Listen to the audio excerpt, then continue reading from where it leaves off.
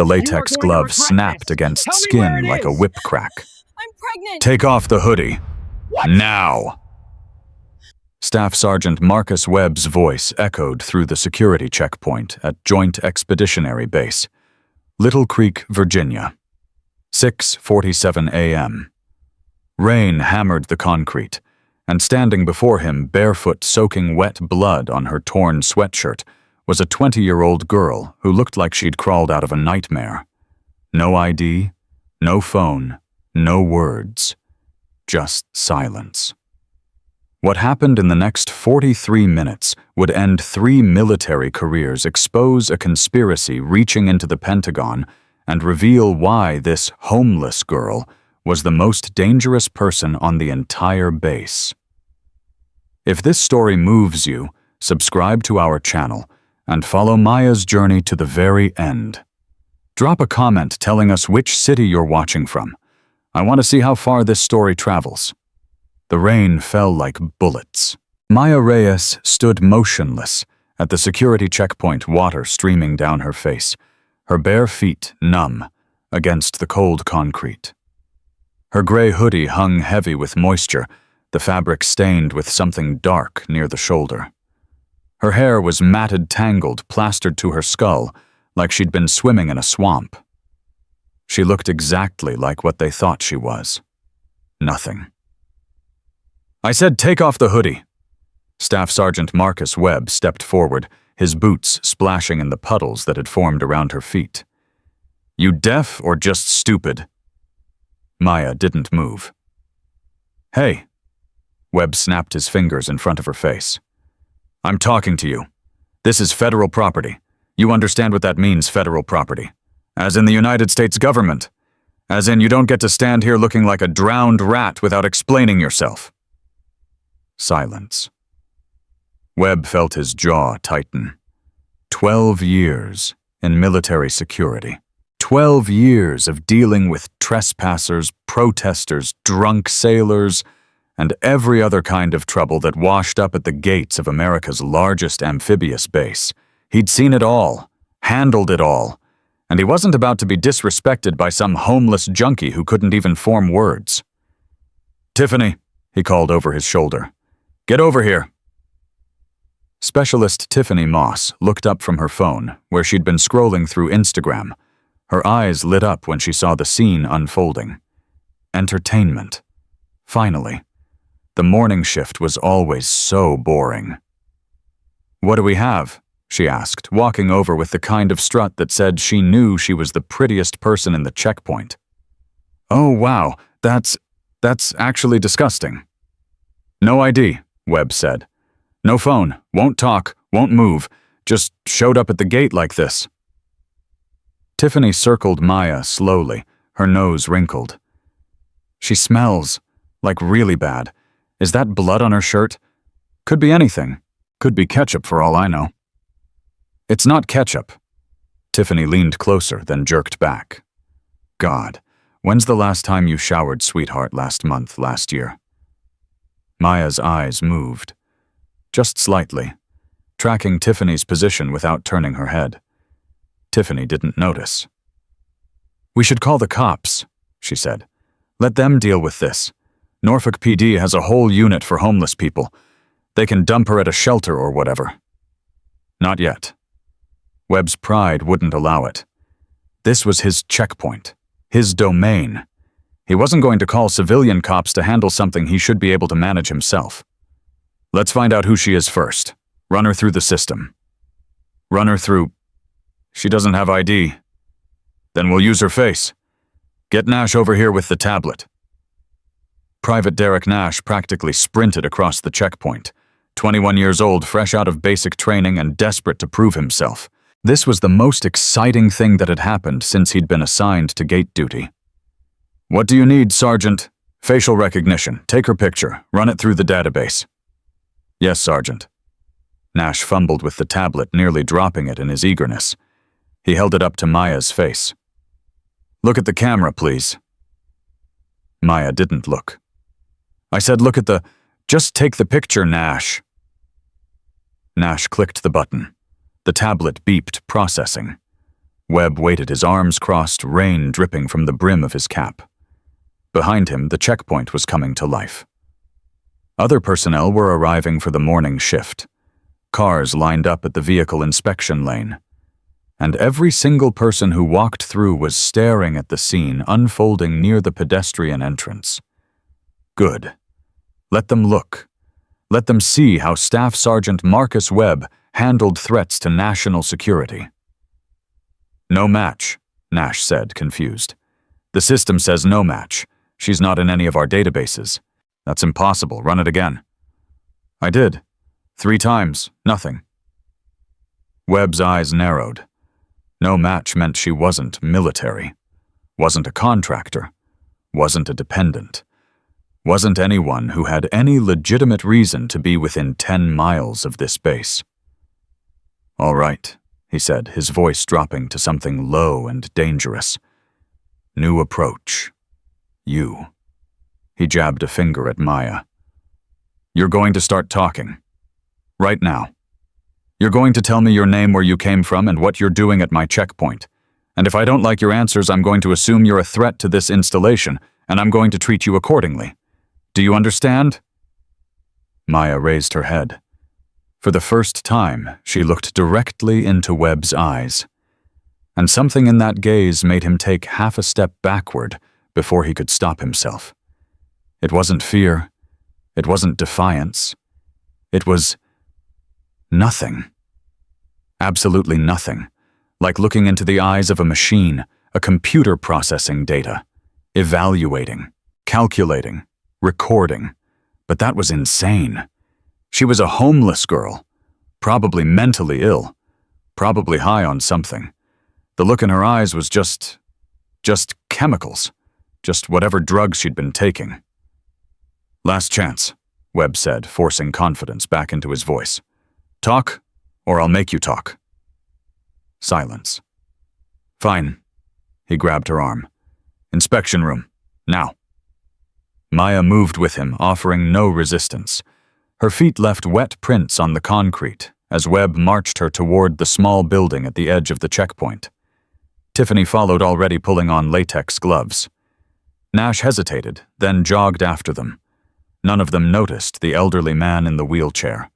Colonel Raymond Vance, USMC retired, sat near the visitor's entrance, waiting for his escort to the base hospital.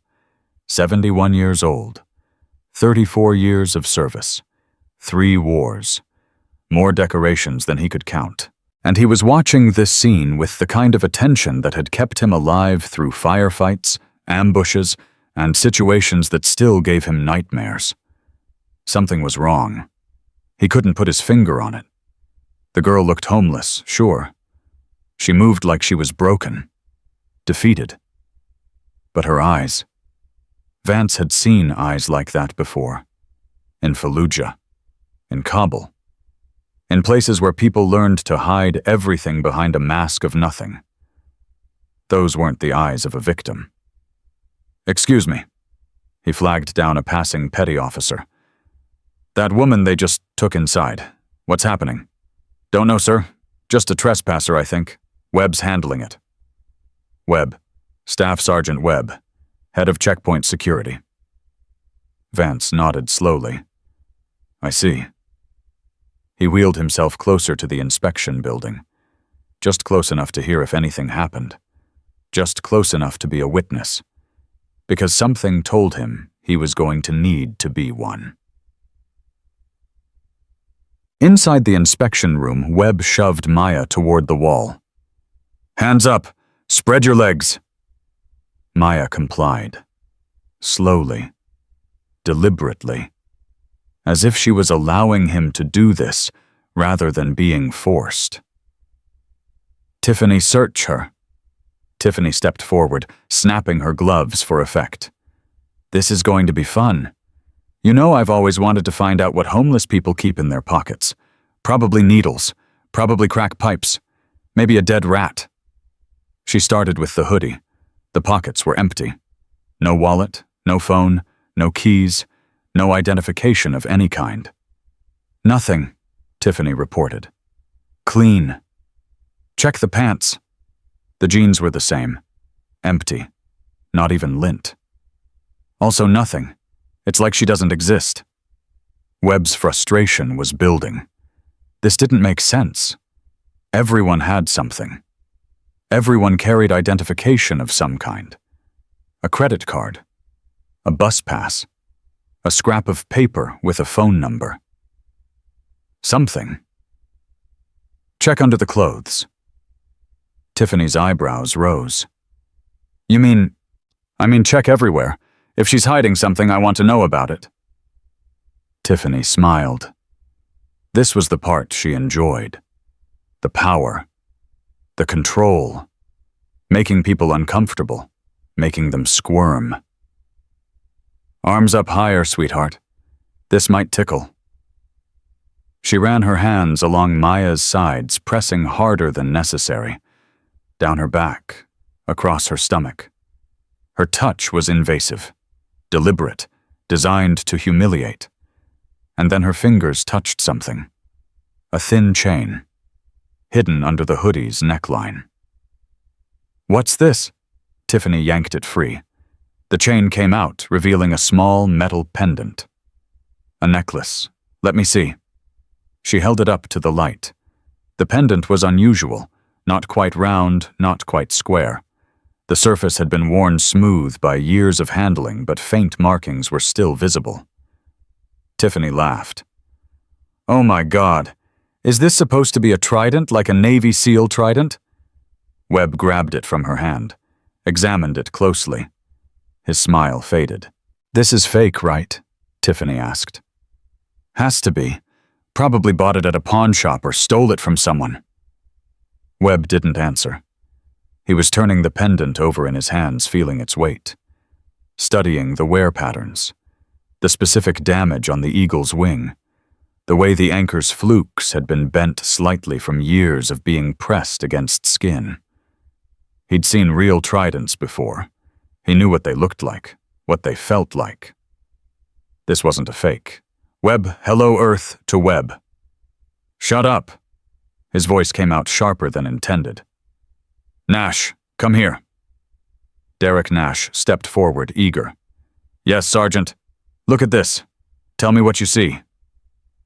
Nash took the pendant, squinting at it. It's a SEAL trident, I think. The Budweiser. Special warfare insignia.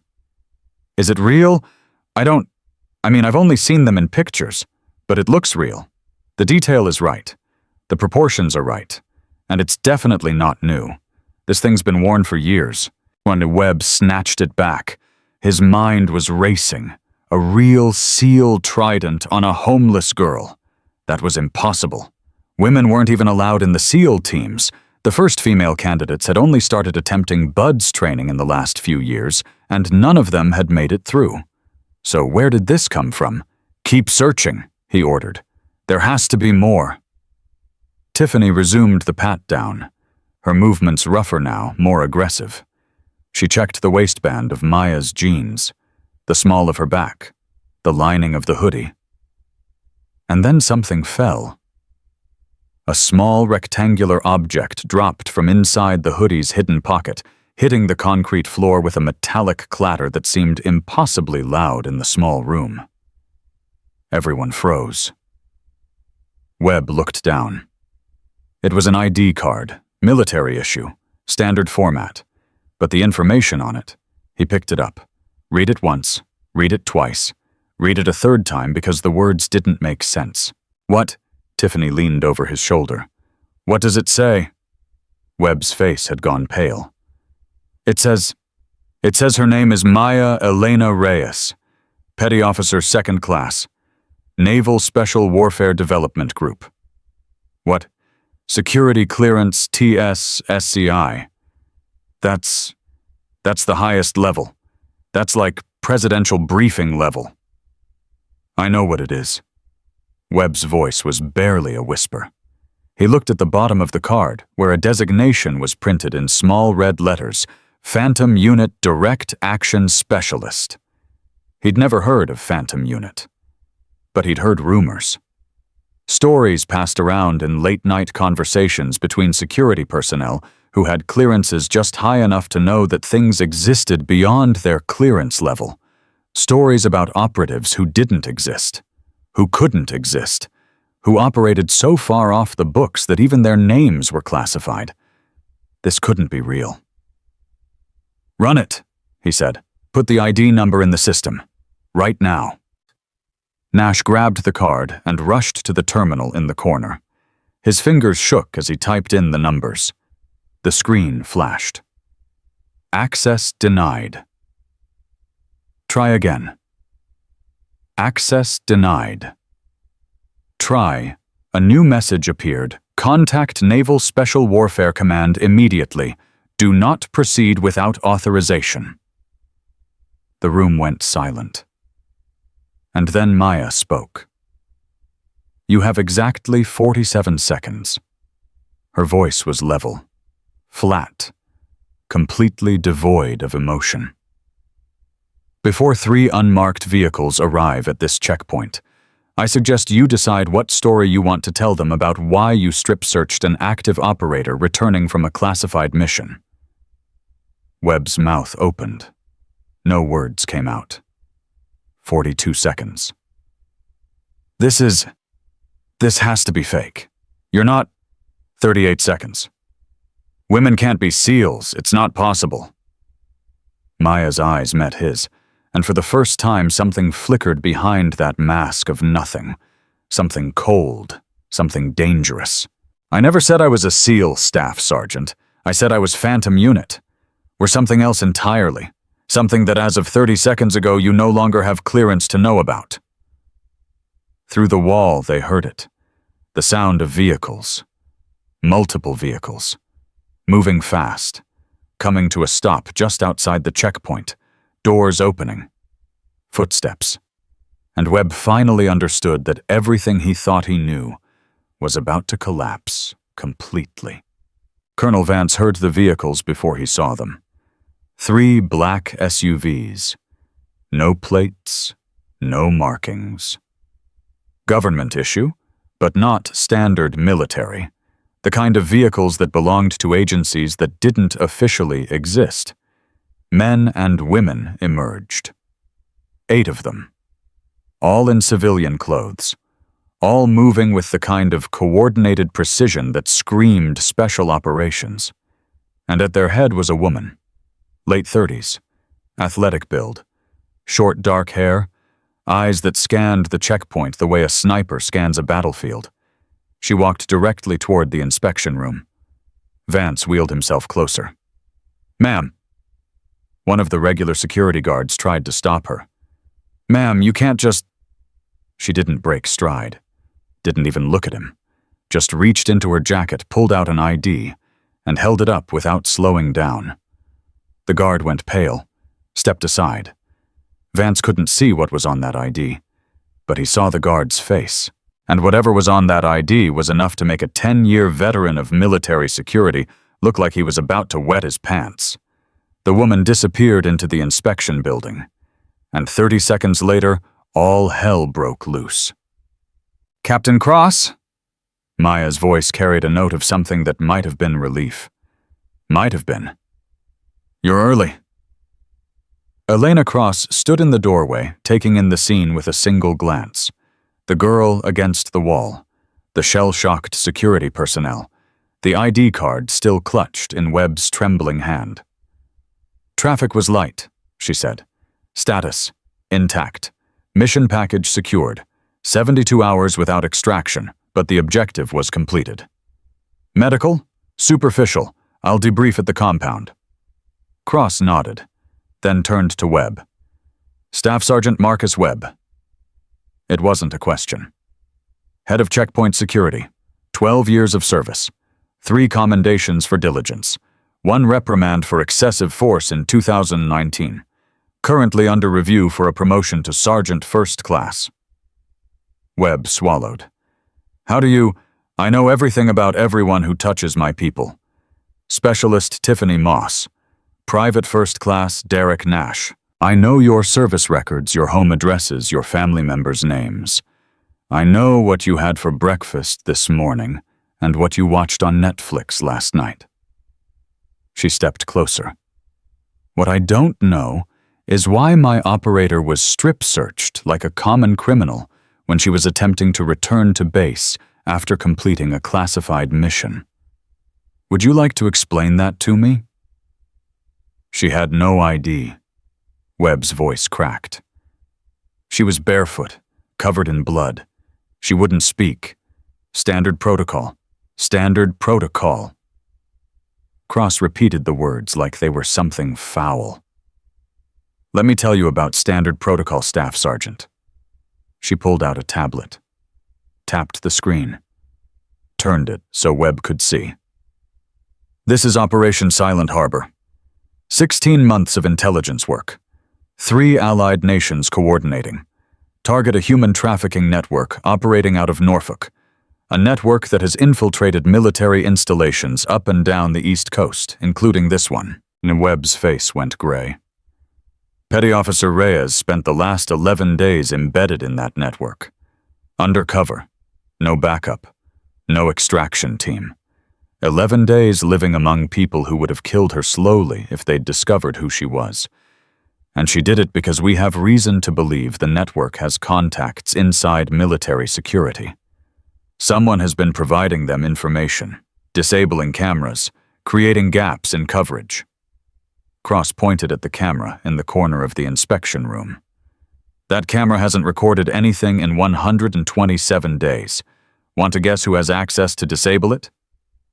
Webb turned, looked at the camera, looked at the small red light that should have been blinking but wasn't.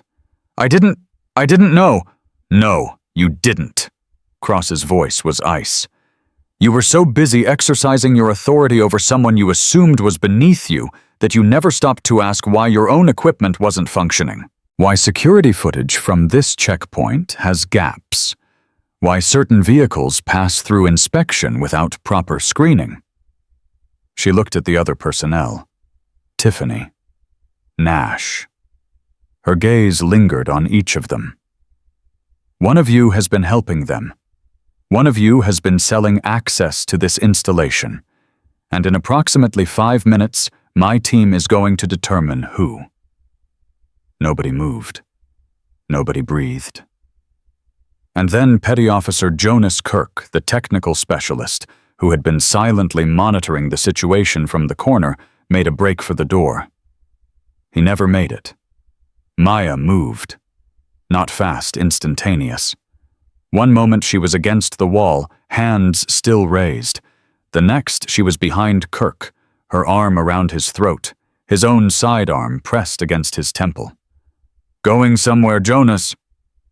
Kirk struggled. Maya tightened her grip. Just slightly. Just enough to make him understand that she could crush his windpipe whenever she chose. 17 months, she said. 17 months you've been selling information. Camera codes, inspection schedules, names of security personnel. At first it was small stuff. A few $100s here and there. Then it got bigger. Then you started helping people through the checkpoint. People who shouldn't have been allowed anywhere near this base. Kirk's struggles weakened. You didn't know what they were trafficking, did you? Or maybe you didn't want to know. It's easier that way. Just take the money. Don't ask questions. Tell yourself it's victimless. She leaned closer. Her voice dropped to a whisper. It's not victimless, Jonas. I've seen the victims. I've held their hands while they died. And now you're going to tell me everything, every name, every contact, every dollar, or I'm going to make sure you experience exactly what they experienced. Captain Cross. Webb's voice was shaking. She can't. This is assault. This is counterterrorism, Cross interrupted. And unless you want to be charged as an accessory, I suggest you remain silent. Kirk was crying now, tears streaming down his face.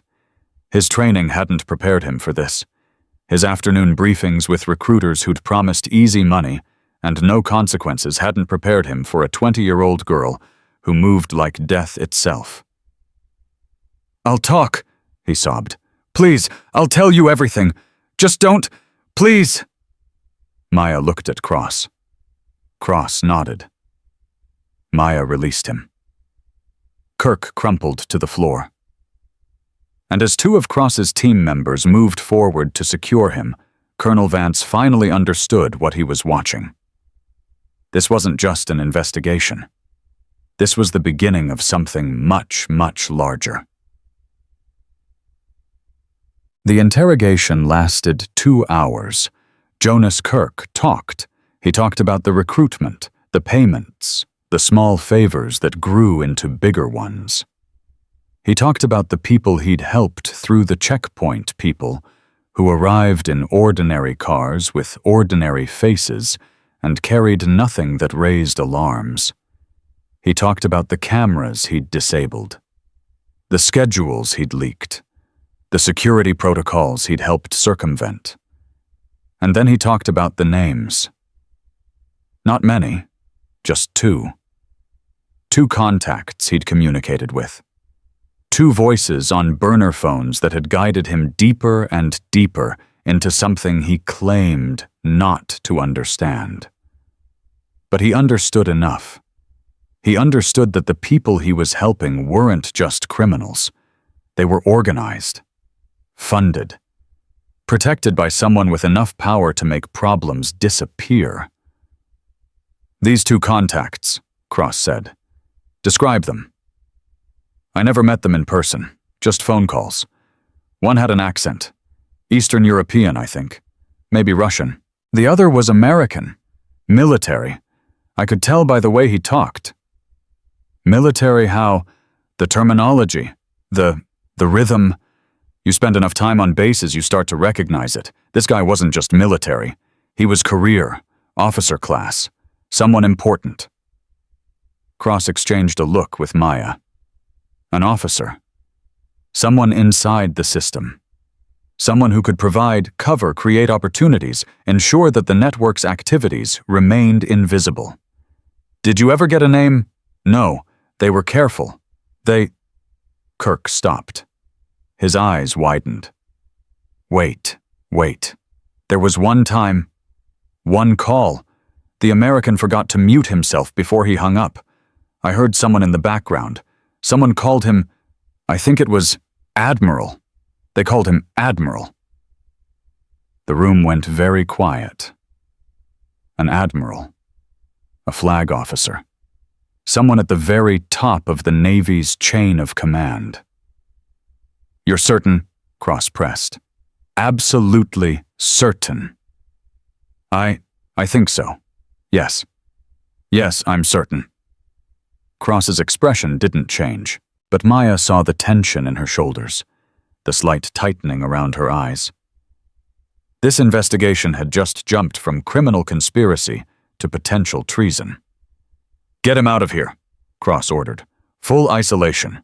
No communication with anyone until I say otherwise." Her team moved. Kirk was lifted cuffed, escorted toward the waiting vehicles. And then Cross turned to Webb. "Staff Sergeant, you're going to tell me exactly what happened when my operator arrived at this checkpoint. Every word, every action, every person who was involved. You're going to tell me everything, and you're going to pray that your negligence was just negligence and not something worse." Webb's mouth opened, closed, opened again. "I want a lawyer." "You're not under arrest. Yet. You're being interviewed as a potential witness in a matter of national security. You have no right to counsel at this time. You have no right to remain silent. You have the obligation, the legal federal court-martial worthy obligation, to answer my questions fully and honestly. Do you understand?" Webb understood. He started talking. Outside, Colonel Vance waited. The rain had stopped. Weak morning sunlight filtered through the clouds, casting long shadows across the checkpoint. Personnel moved around him carefully, avoiding the area where Cross's team had established their perimeter. He watched the inspection building, watched the vehicles, watched the quiet, efficient movements of people who clearly knew exactly what they were doing. And he thought about the girl, 20 years old, maybe younger, looking like she'd crawled through hell to get here. And yet, And yet she'd taken down a trained security specialist in less than 2 seconds. Had pinned him against her own body, used his own weapon, controlled him completely. The technique was flawless. The execution was perfect. The calm in her voice while she did it. Vance had trained with special operators, had served alongside them, had learned to recognize their particular brand of controlled violence. This girl had it. Whatever it was. Whatever combination of training and talent, and something darker that transformed ordinary soldiers into instruments of precise destruction. She had it. The question was, what had she been through to get it? The building's door opened. The girl emerged first, followed by Cross and 2 of her team members. She was walking under her own power now, her posture straighter, her movements more fluid. The broken, defeated homeless person had vanished. In her place was someone else entirely. Someone dangerous. Their eyes met across the checkpoint. For a long moment, they simply looked at each other. Then the girl nodded. Just slightly, an acknowledgement, a recognition. Vance nodded back. And then she was gone, climbing into one of the SUVs, disappearing behind tinted windows that revealed nothing. Cross remained. She walked toward Vance, stopping in front of his wheelchair. "Colonel Raymond Vance," she said.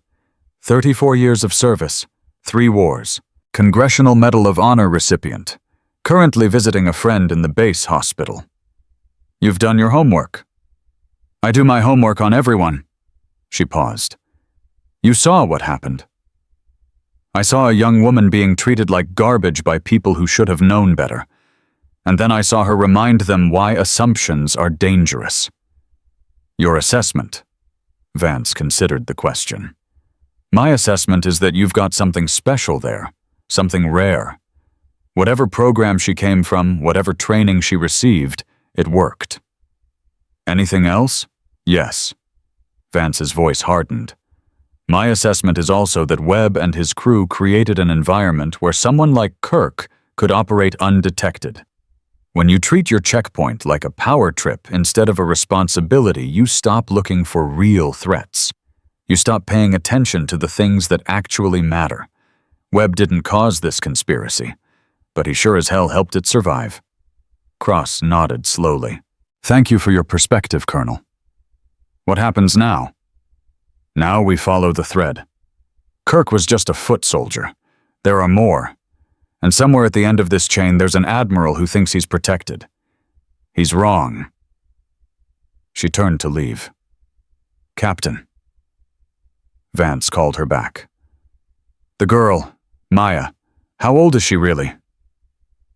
Cross paused. When she spoke, her voice was carefully neutral. "She's 20 years old, and she's been operational for 18 months. The details beyond that are classified above your clearance level. No offense intended." "None taken." Vance was quiet for a moment. 20 years old. Jesus Christ. War doesn't care about age, Colonel. It only cares about capability." "I know. That's what scares me." Cross smiled. It was a thin expression, without warmth. "It should." And then she was gone, too, climbing into the lead SUV. The vehicles pulled away, one after another, disappearing through the gate and into the morning traffic beyond. Colonel Vance sat in his wheelchair watching them go. 20 years old. Whatever they'd done to that girl, whatever they'd put her through to make her what she was, it had worked. She was a weapon now, a precision instrument designed for purposes he didn't want to imagine. But she was also still a person.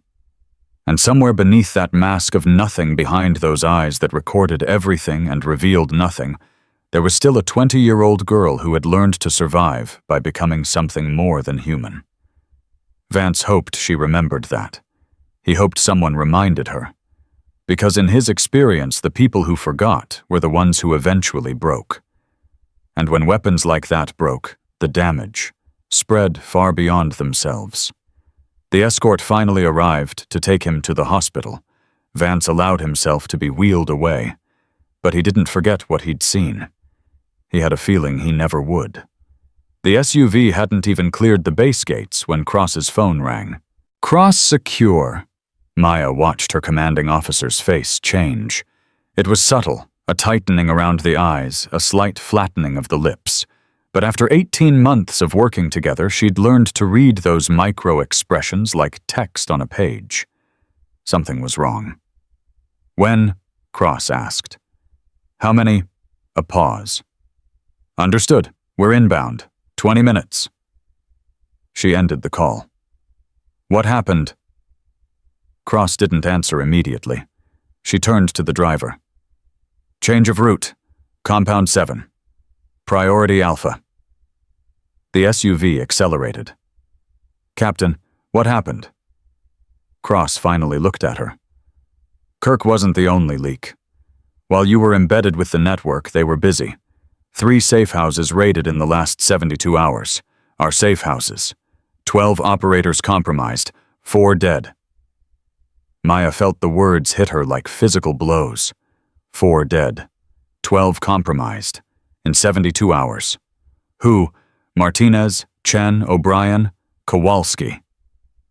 Names she knew. Faces she'd trained with. People who had become something like family in a life that had never allowed her to have one. "Chen," she repeated. "David Chen." "Yes." Maya closed her eyes. David Chen. 26 years old. 2 years ahead of her in the program. The one who'd taught her how to pick locks, how to hotwire cars, how to smile at enemies while calculating exactly how to kill them. Gone. "The network knew," she said. "They knew where our people were. They knew how to find them." "Yes." "The Admiral, Kirk's contact. He gave them the locations." "That's the working theory." Maya's hands curled into fists. 18 months of work. 11 days of living among predators pretending to be prey. And while she was doing that, someone at the top of the chain was feeding their people to the wolves. "I want in," she said. "Whatever comes next, I want in." Cross studied her for a long moment. "You've been operational for 11 days without extraction. You're exhausted. You're emotionally compromised. Protocol says 4 of our people are dead because someone sold them out. Protocol says I spent 11 days gathering intelligence that's useless if we don't act on it fast. Protocol says..." "Maya." She stopped. Cross's voice softened. "Just slightly. I know what you're feeling. I've lost people too.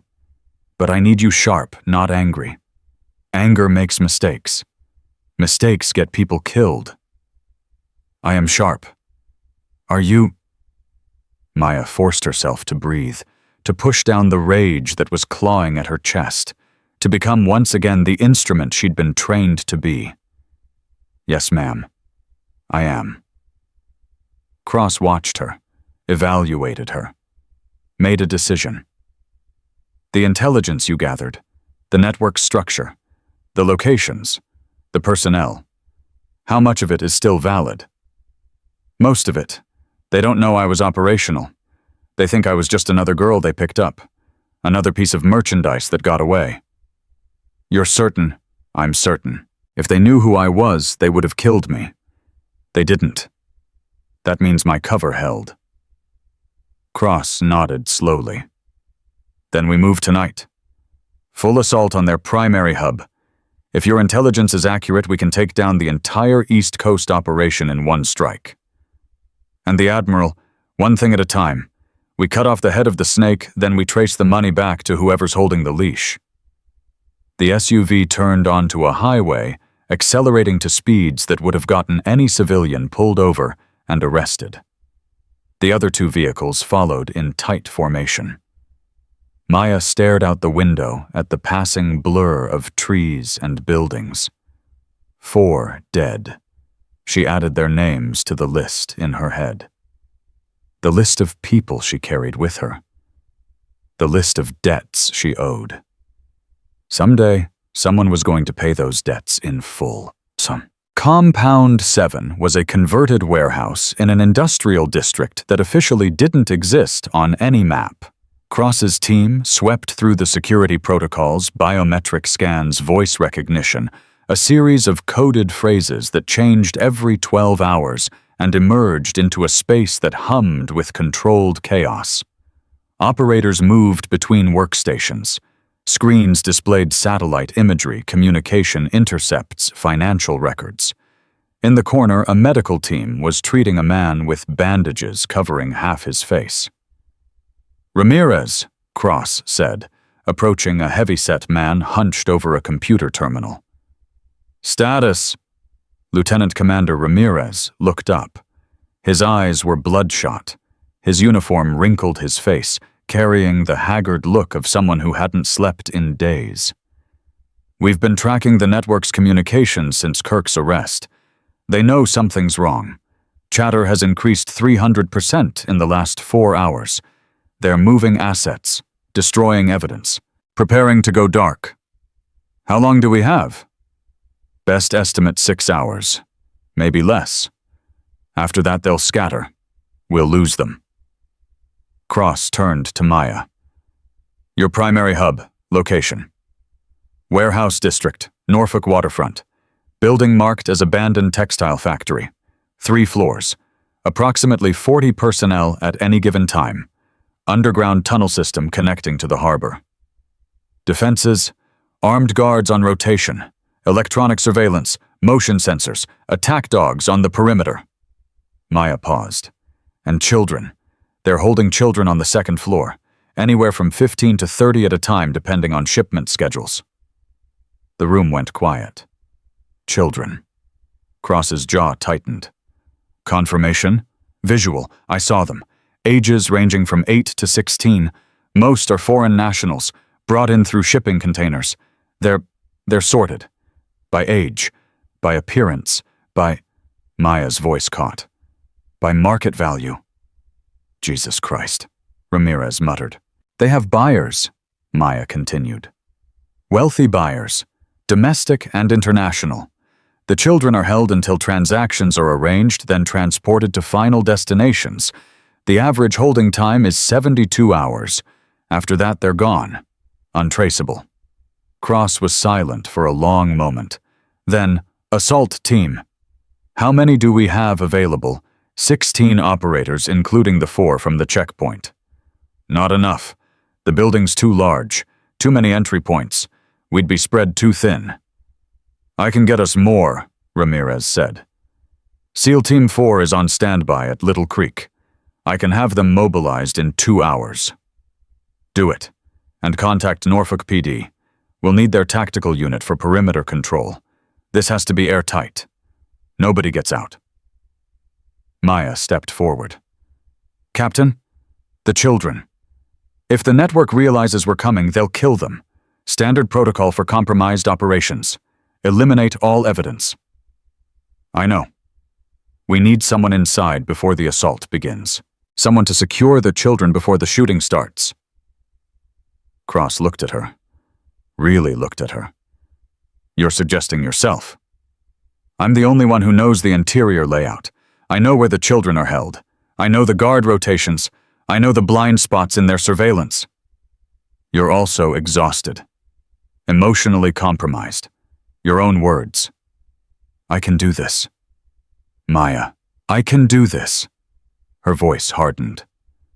"I spent 11 days watching those children, listening to them cry at night, seeing them be processed, like cattle, like things. I couldn't help them then. I can help them now. Let me do this." Cross was quiet. The weight of command settled on her shoulders, the weight of sending someone she cared about into a situation that might kill her. "If you go in early, you'll have no backup for at least 15 minutes, maybe longer. Can you survive that?" "Yes." "Can you guarantee it?" Maya's expression didn't change. "No, but I can guarantee that if I don't go in, some of those children won't survive the night. and I won't be able to live with that." Cross closed her eyes, breathed, opened them again.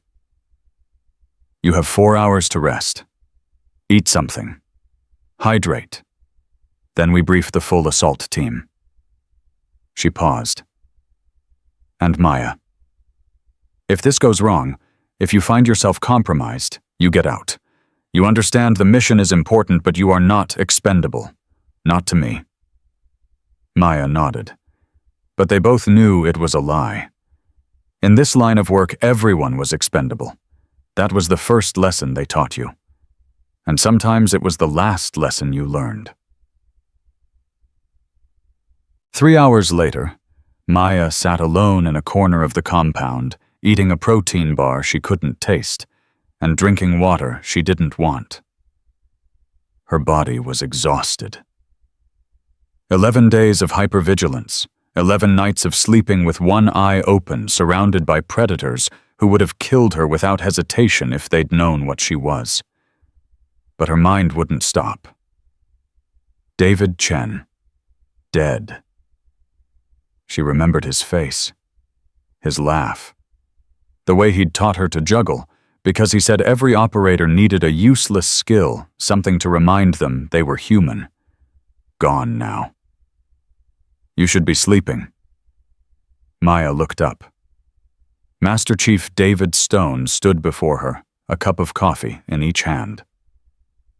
He was older than Cross, mid-40s, with gray threading through his close-cropped hair, and he had the kind of presence that made everyone around him feel simultaneously safer and more alert. "Can't sleep," she said. "I know." He handed her one of the cups. "That's why I brought this instead. If you're going to be awake, might as well be functional." Maya accepted the coffee, took a sip. It was strong and bitter, exactly the way she'd learned to drink it during training. Stone sat down beside her.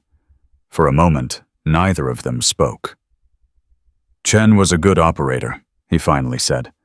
"One of the best in his class." "Yes." "You trained together?"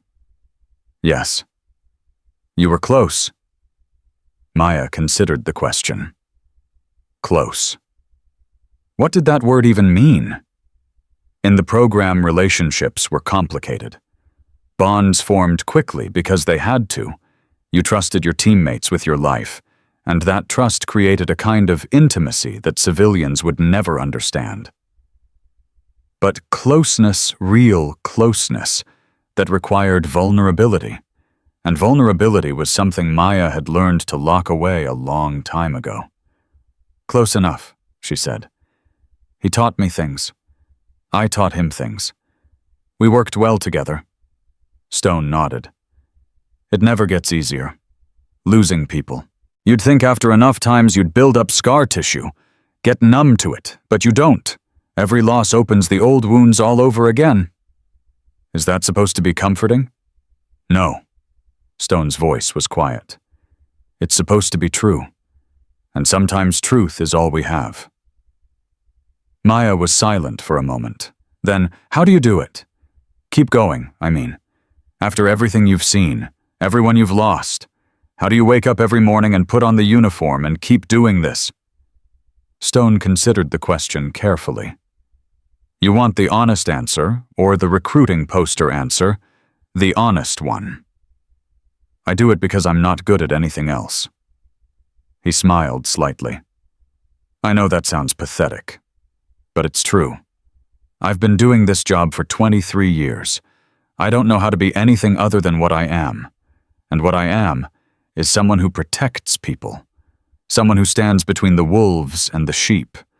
If I stop doing that, I stop being me. And the losses are the price. Every operator who falls, every friend we bury, that's the cost of doing this work. And either you decide the work is worth the cost, or you don't. Either you keep going, or you walk away." He paused. "I've chosen to keep going. Every day for 23 years I've made that choice. Some days it's harder than others, but I keep making it." Maya absorbed his words. Let them settle into the part of her that was still struggling to make sense of everything that had happened.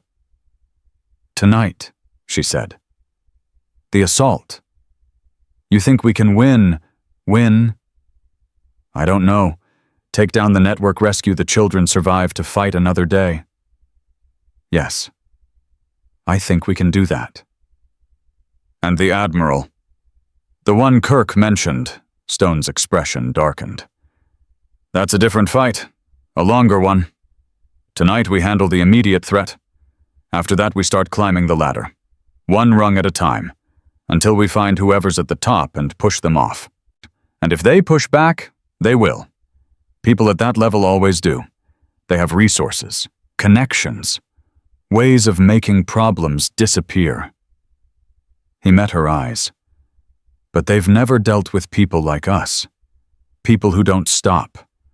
People who don't quit. People who will burn down everything they've built until there's nothing left but ashes." Maya felt something shift inside her. The rage that had been clawing at her chest since she'd learned about Chen's death began to transform into something else.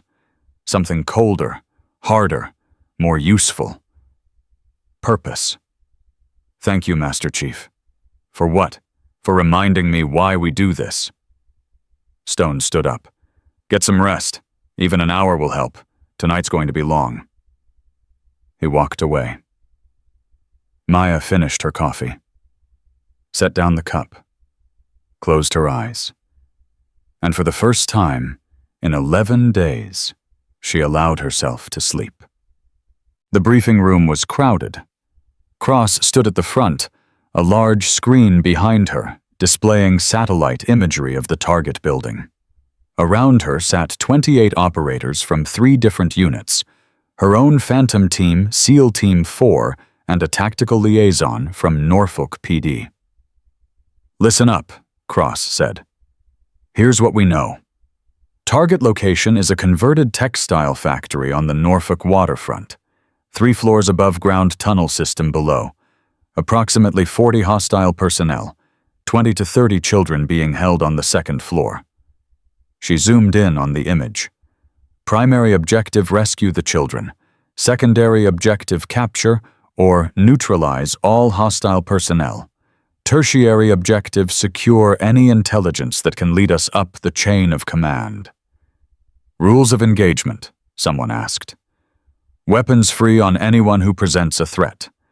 But I want prisoners if possible. Dead men don't talk, and we need information about who's pulling the strings." "The children," another voice said. "What's the extraction protocol?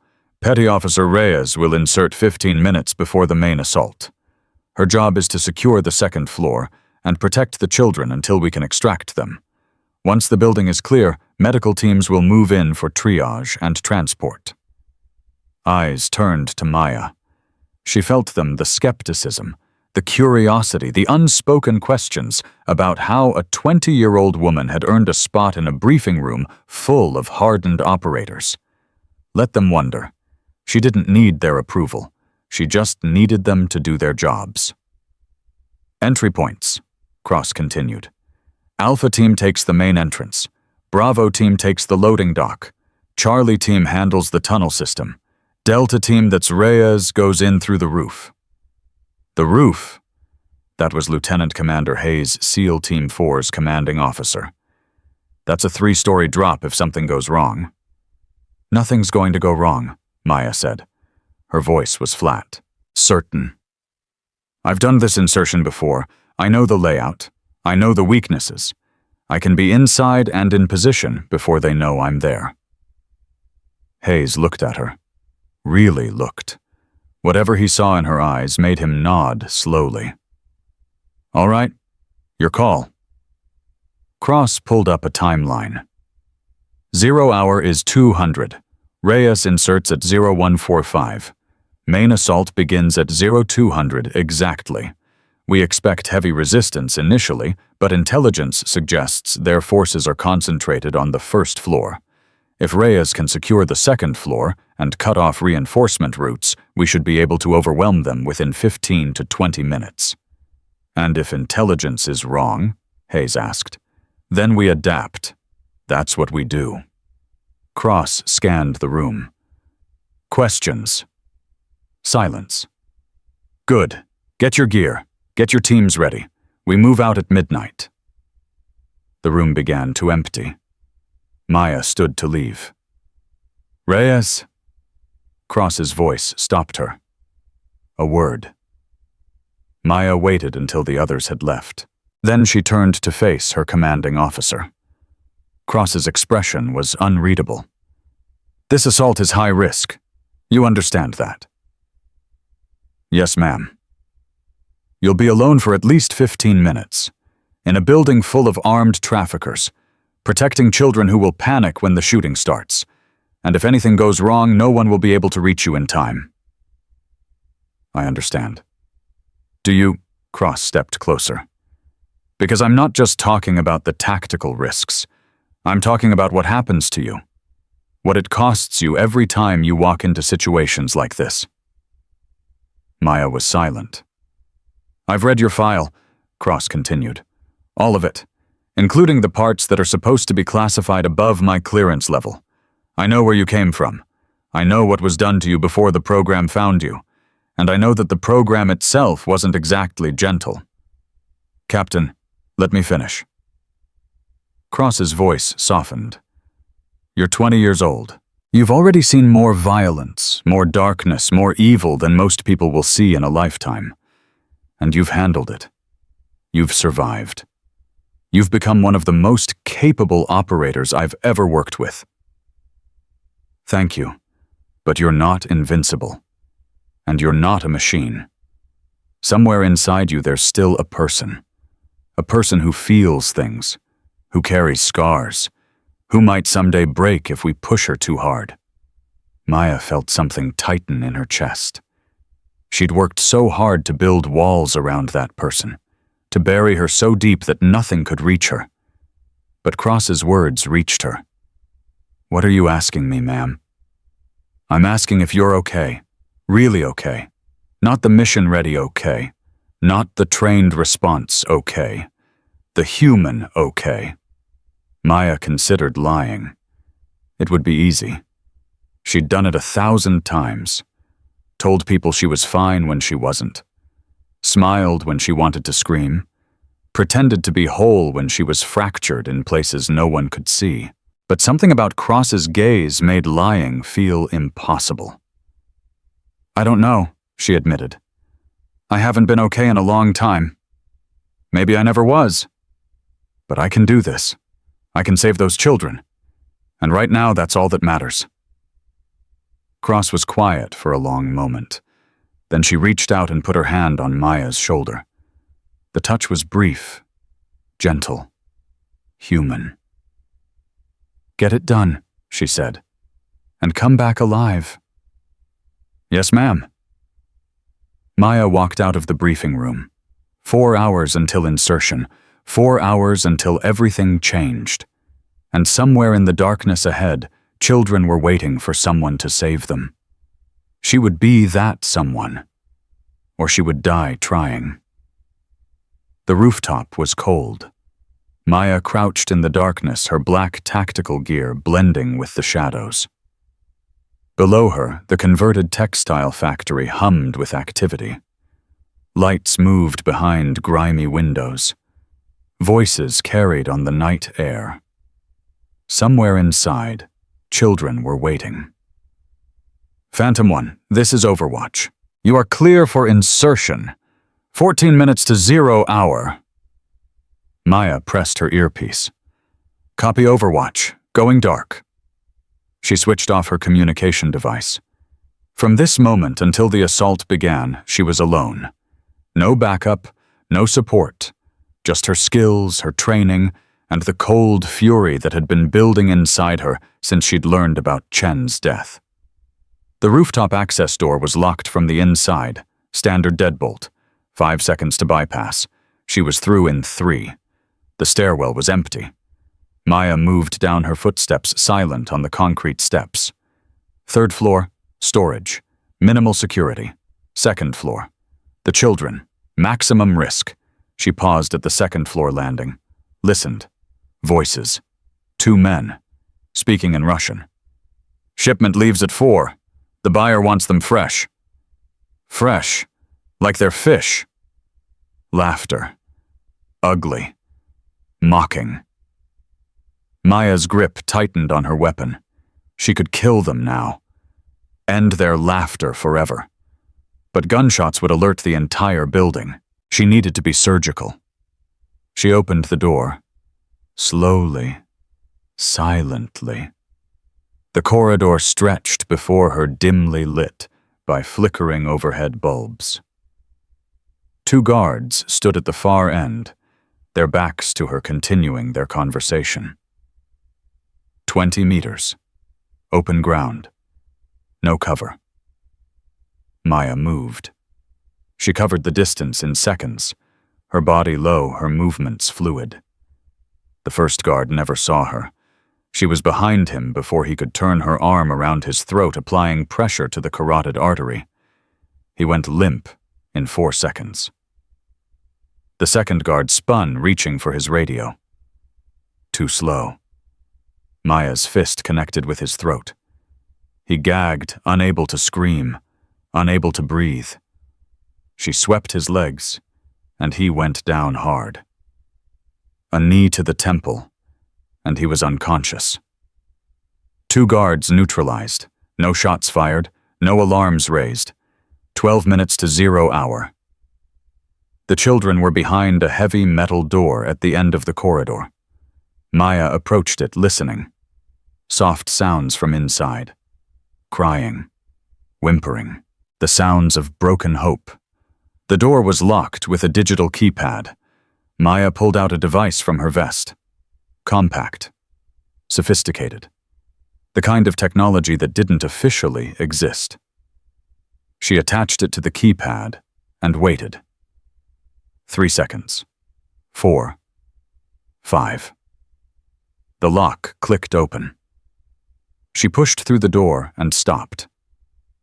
The room was larger than she'd expected. Industrial. Cold. And filled with children. They sat on thin mattresses spread across the concrete floor, huddled together in groups of 2 or 3. Their eyes were hollow, their faces gaunt. Some of them had bruises. Some of them had worse. 23 children. Maya counted them automatically. 23 lives that had been stolen, processed, prepared for sale. The oldest couldn't have been more than 15. The youngest looked about 8. They stared at her with a mixture of fear and desperate hope. "English?" Maya asked quietly. "Does anyone speak English?" A girl near the front raised her hand. 14, maybe 15. Dark hair, intelligent eyes that had seen too much, too young. "I speak," she said. "Little bit." Maya crouched down to her level. "What's your name?" "Katya." "Katya, listen to me carefully. I'm here to help you, all of you, but I need you to do exactly what I say. Can you do that?" Katya nodded slowly. "You are police." Something like that. Maya glanced at the door. "In about 10 minutes there's going to be a lot of noise. Loud noises.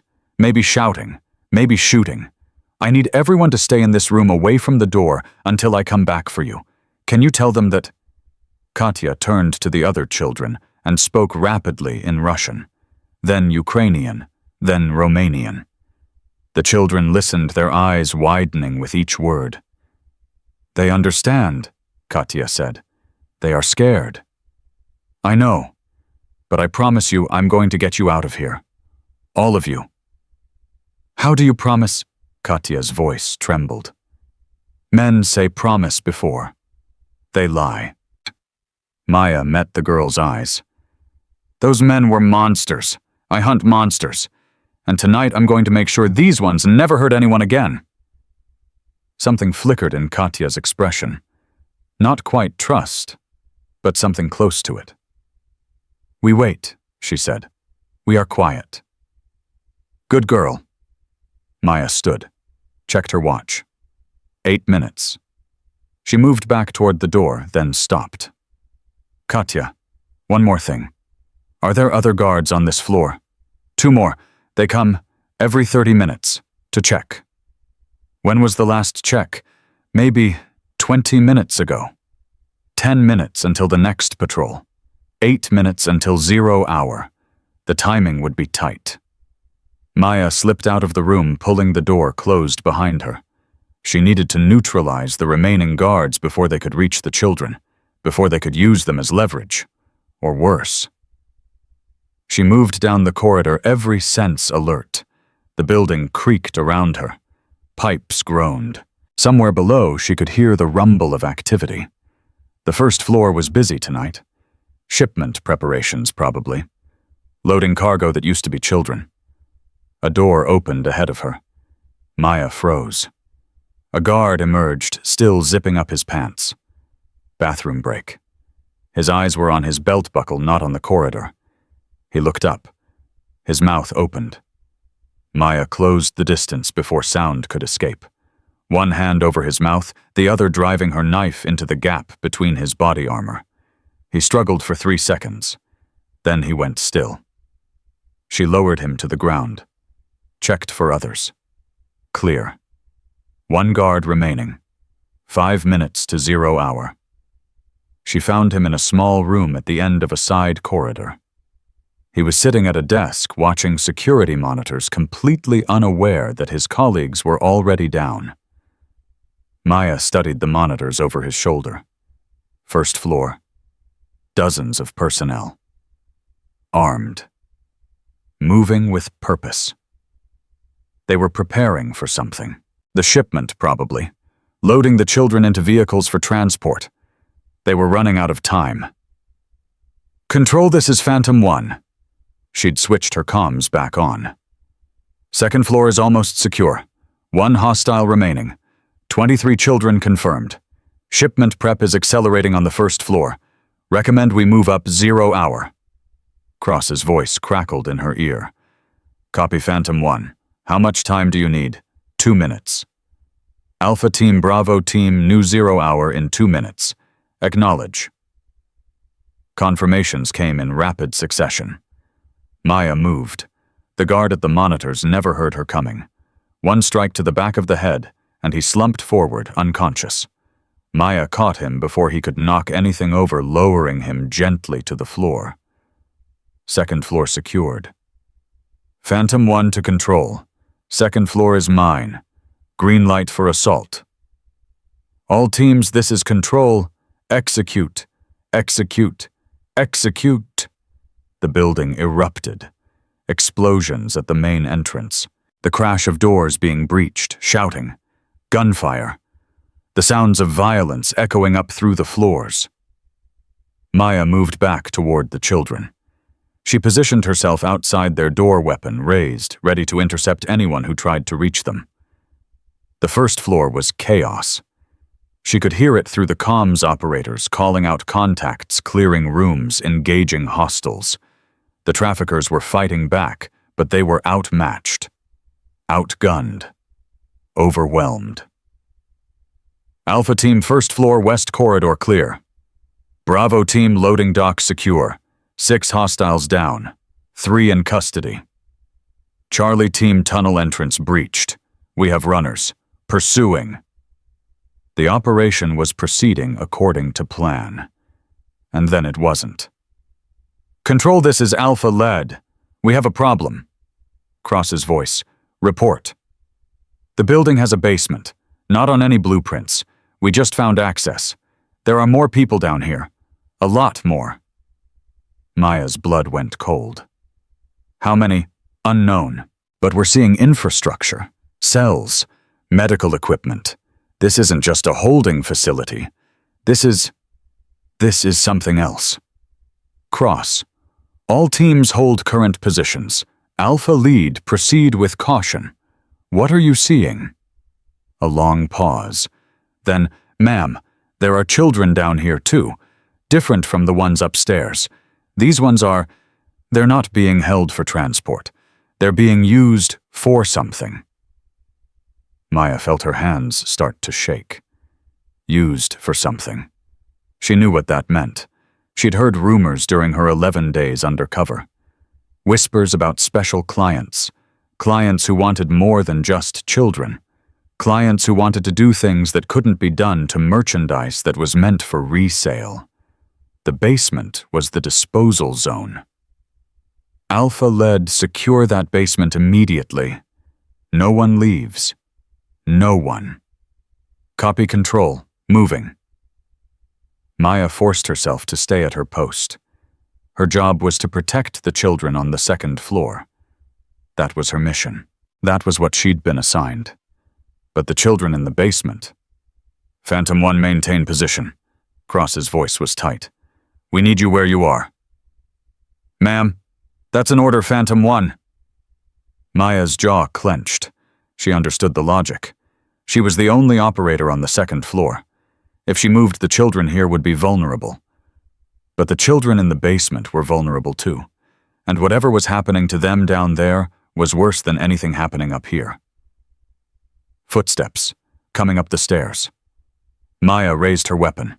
A man burst through the stairwell door, civilian clothes, wild eyes, running from the chaos below. He saw Maya and froze. Don't move, she said. Hands where I can see them. His hands came up, but his eyes weren't afraid. They were calculating, evaluating. You're one of them, he said. His accent was American, educated. The operators, the ones who've been hunting us. On your knees, now! He didn't move. You don't know what you've walked into, do you? This isn't just trafficking. This is so much bigger than that. I said on your knees. The Admiral. Kirk's contact. You think he's the top of the chain? The man laughed. He's nobody, a mid-level asset. The real power behind this operation is so far above your clearance level that you can't even imagine. Maya closed the distance and drove her knee into his stomach. He doubled over, gasping. I don't need your speeches, she said, forcing him to the ground. I need names, starting with the Admiral. You think I'm going to talk? You have no idea what they'll do to me if I have a very good idea what I'll do to you if you don't. She pressed her weapon against the back of his head. Last chance. The Admiral's name. The man was silent for a long moment, then very quietly. Pierce. Admiral Jonathan Pierce, Commander of Naval Intelligence Operations Atlantic Division. Maya felt the world shift beneath her feet. Naval Intelligence Operations. That was Cross's oversight command. That was the office that authorized their missions, assigned their targets, controlled their operations.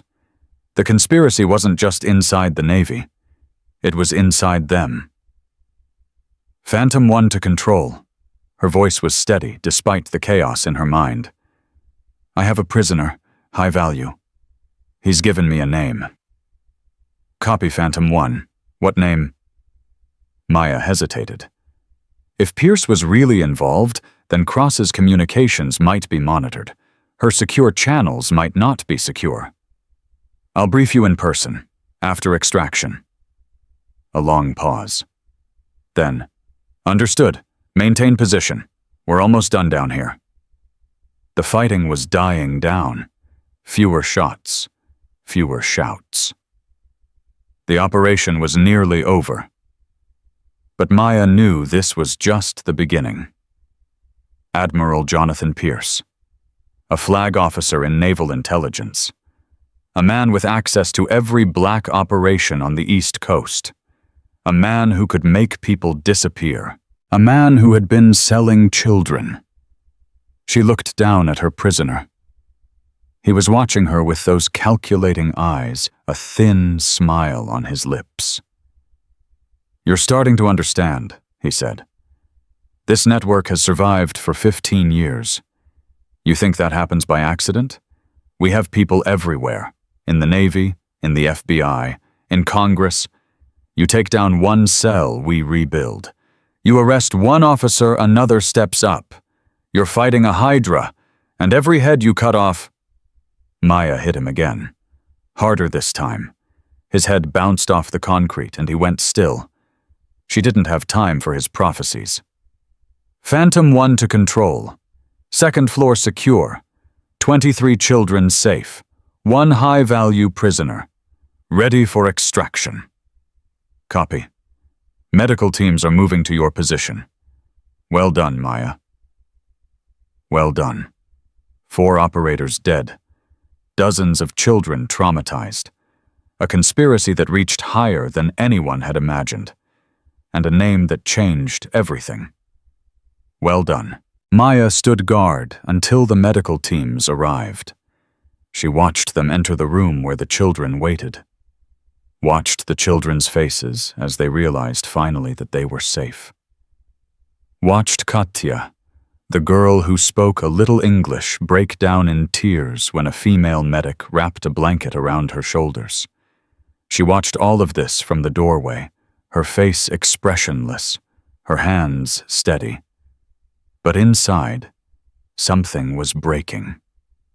20 years old, 18 months operational, and she was watching children be rescued from horrors that would haunt them forever, knowing that the system that was supposed to protect them had been infiltrated by the very people who were hurting them. How do you fight a Hydra? How do you win a war when the enemy is inside your own walls? Cross appeared at the end of the corridor. She walked toward Maya, her face grim. The basement, Maya said. What did they find? Cross was quiet for a moment.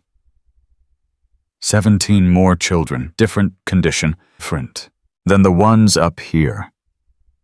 Different how? Maya. Different how? Cross met her eyes. They weren't being held for sale.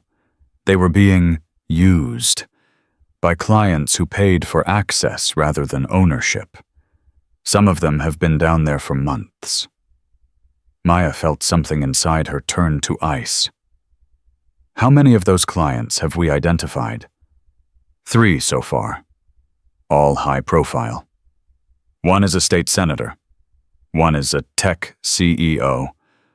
1 is... Cross paused. 1 is a Navy captain. Current active duty. Pierce's people. We don't know that yet. Yes, we do. Maya told her about the prisoner, about the name, about naval intelligence operations. Cross listened without interrupting. When Maya finished, her face had gone pale. Pierce, she repeated. Jonathan Pierce. He signed off on this operation. He authorized our assault. Which means he knows we're here, knows what we've found, and knows we're coming for him. They stood in silence, the weight of the revelation pressing down on both of them. What do we do? Maya asked. Cross's jaw tightened. We finish the mission. We secure the evidence. We get the children to safety. And then, she paused, then we hunt. He'll have protection, resources, the ability to make this disappear. Let him try. Cross's voice hardened. I've been doing this job for 16 years. I've taken down corrupt officers before, politicians, corporate executives, men who thought their power made them untouchable. And they were all wrong. Power doesn't protect you. It just makes the fall longer. Maya looked at her commanding officer, saw the steel in her eyes, the determination that had carried her through decades of operations against the worst humanity had to offer. What do you need from me? Rest, recovery. You've been operational for too long. Your body needs time. Your mind needs time. I can keep going. I know you can, but I need you sharp. Pierce isn't like the others. He's smart. Careful. He's survived this long because he knows how to play the game. If we're going to take him down, we need to do it right. Maya wanted to argue, wanted to push back, but she recognized the truth in Cross's words. She was exhausted, running on fumes and fury, as Cross had told her earlier, made mistakes. How long? 3 days, rest, eat, Sleep. Let us gather intelligence. And when you're ready, we'll brief you on the next phase. 3 days. It felt like an eternity. Every hour that passed was an hour Pierce could use to destroy evidence, cover his tracks, disappear. But Cross was right. She couldn't fight effectively when she could barely stand. "Okay," Maya said. 3 days. Cross nodded. "I'll have someone drive you to the compound. There's a room prepared. Food. Medical support if you need it." "I don't need medical support." "It's there if you want it." Cross put a hand on her shoulder. The same gesture from before. Brief. Gentle. Human. "You did good tonight, Maya. Those children are alive because of you. 40 of them. How many more are out there? How many are we too late for?" "I don't know. But we saved these ones. And tomorrow we'll save more. That's all we can do. Save the ones we can. Honor the ones we couldn't." Maya looked past Cross toward the room where the children were being prepared for transport. Katya was standing near the door, watching her with those 2 old eyes. The girl raised her hand, a small wave. A gesture of gratitude that words couldn't express. Maya nodded back. Then she turned and walked away. 3 days to rest. 3 days to prepare. And then Admiral Jonathan Pierce was going to learn what happened to monsters when the hunters came for them. 3 days became 3 weeks. Maya spent the first week sleeping. 14, sometimes 16 hours at a stretch. Her body had been running on adrenaline and willpower for so long that when she finally stopped, the exhaustion hit her like a freight train. She would wake up, eat whatever was placed in front of her, and fall back into dreamless darkness. The second week was worse. The nightmares started. Faces of children, faces of the dead. David Chen smiling at her the way he used to, then morphing into something twisted, something accusing. "Why didn't you save me? Why weren't you there?" She woke up screaming more than once. The compound's medical staff offered sedatives. She refused. She needed to feel this, needed to carry it. The third week, Cross finally summoned her. "You look better," Cross said as Maya entered the briefing room.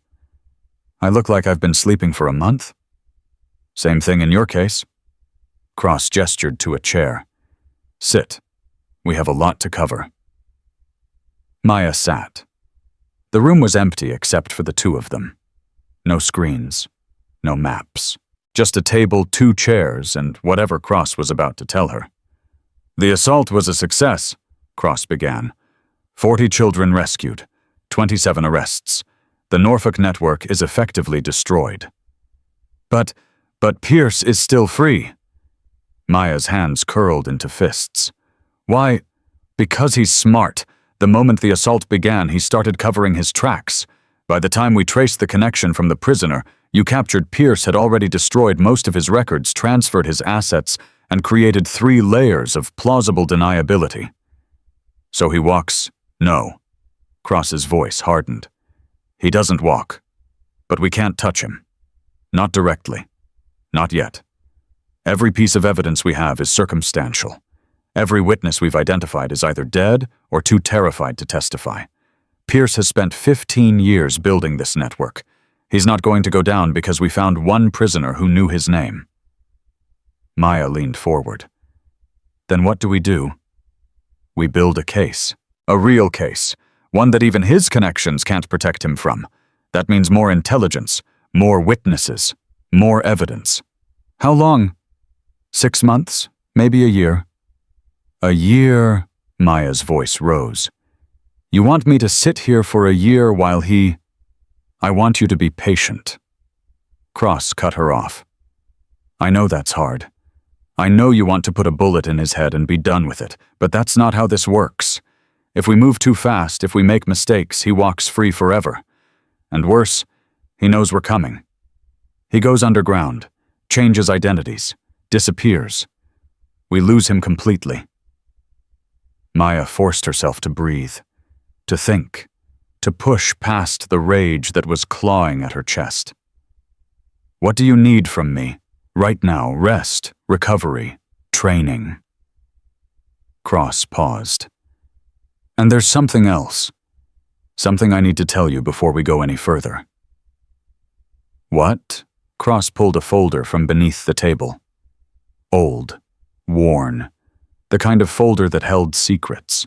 Do you know how we found you, Maya? How the Phantom program identified you as a candidate? I was in the foster system. A recruiter came, gave me tests, said I had potential. That's the official story, the story we tell candidates who make it through, but it's not the complete story.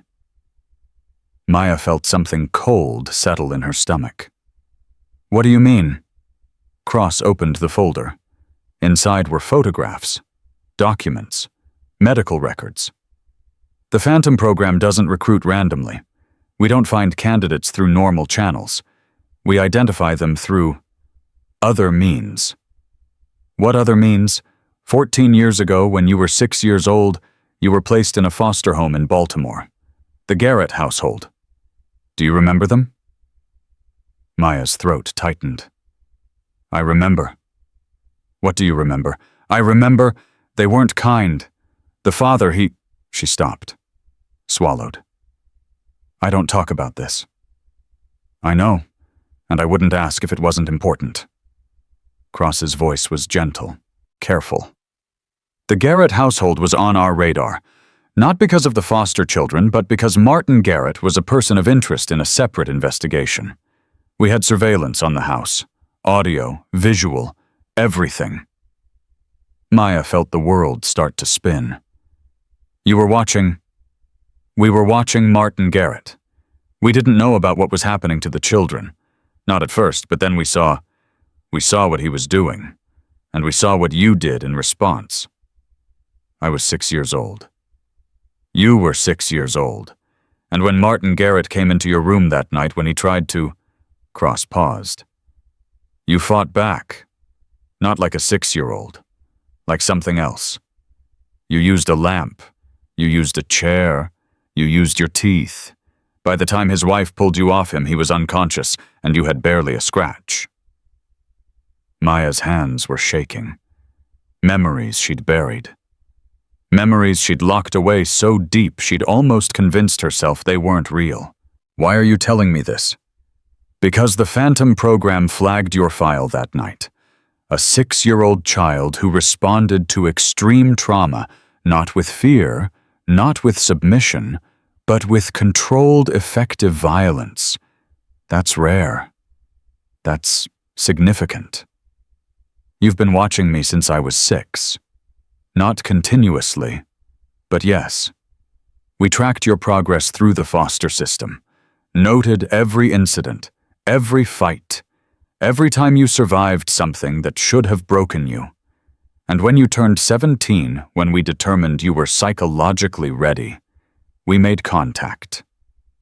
Maya stood up. Her chair scraped against the floor. You knew, all those years, all those homes, all of it. You knew what was happening to me, and you just watched. It wasn't that simple. It was exactly that simple. Maya's voice cracked. I spent 11 years being passed around like garbage, 11 years of people hurting me, ignoring me, throwing me away when I became inconvenient. And you're telling me that the whole time someone was watching, someone could have helped? But you didn't, because you wanted to see what I would become. Maya, don't. Maya held up her hand. Just don't. Silence filled the room. Heavy, suffocating. Cross sat very still, her face unreadable. You're right, she finally said. We could have intervened. We could have placed you somewhere safe, given you a normal childhood, a normal life. Then why didn't you? Because we needed you to be what you are, and what you are was forged in those homes, in those experiences, in the crucible of survival that turned you into the most effective young operator I've ever seen." Maya felt tears burning at the corners of her eyes. She refused to let them fall. "I'm a weapon, that's what you're saying. You let me suffer because you wanted to build a weapon." "You're more than a weapon. You're what? What am I, captain? Because right now I don't know anymore." Cross was quiet for a long moment. Then she stood up and walked around the table. She stopped in front of Maya close enough to touch and looked into her eyes. "You're a person, Maya. A remarkable, complicated, damaged, extraordinary person. And yes, the program used your pain to shape you. Yes, we made choices that were morally questionable. But you know what else is true? What? 40 children are alive right now because of what you became. 40 children who would have been sold, abused, destroyed. They have futures because you walked into that building and did what you were trained to do. That doesn't make it okay." "No, it doesn't," Cross's voice dropped. "But it makes it mean something. All that pain, all that suffering, it wasn't for nothing. It was for them. For all the people you've saved and all the people you'll save in the future." Maya closed her eyes. The tears finally fell. She couldn't stop them anymore. "I don't know how to forgive this." "I'm not asking you to forgive. I'm asking you to understand. And I'm asking you to choose." "Choose what? Whether you want to keep doing this. Whether the mission is worth the cost. Because if it's not, if you want out, I'll make it happen. New identity. New life. Somewhere far away where no one will ever find you." Maya opened her eyes. "And Pierce, someone else will handle Pierce. Eventually." "Eventually." Maya repeated the word, tasted its inadequacy. "While he keeps operating. While more children suffer." "Yes. That's not a choice. That's a cage." "No. It's freedom. Real freedom. The freedom to walk away, to be something other than what we made you." Cross paused. "Most operators never get that option.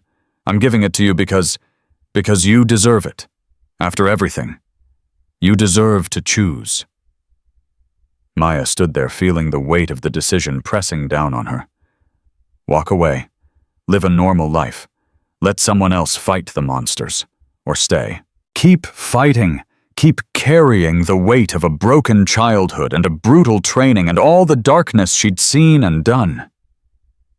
She thought about the children in that warehouse. Katya's eyes. The sound of crying in the darkness. She thought about David Chen. His laugh. His death. She thought about Admiral Pierce, sitting somewhere safe, protected by his power untouchable because the system that was supposed to stop him was the same system that protected him. "I want to stay." Cross's expression didn't change. "Are you sure?" "No. I'm not sure of anything anymore, but I know that if I walk away, I won't be able to live with myself. Those children, they need people who won't give up, who won't quit. And right now, I'm one of those people. It will cost you. More than it already has. I know. And you're willing to pay that price." Maya met her eyes. "I've been paying it my whole life. At least now I know why." Cross nodded slowly. Something that might have been respect flickered across her face. "Then let's get to work." She returned to the table and pulled out a second folder. This one was newer. Cleaner.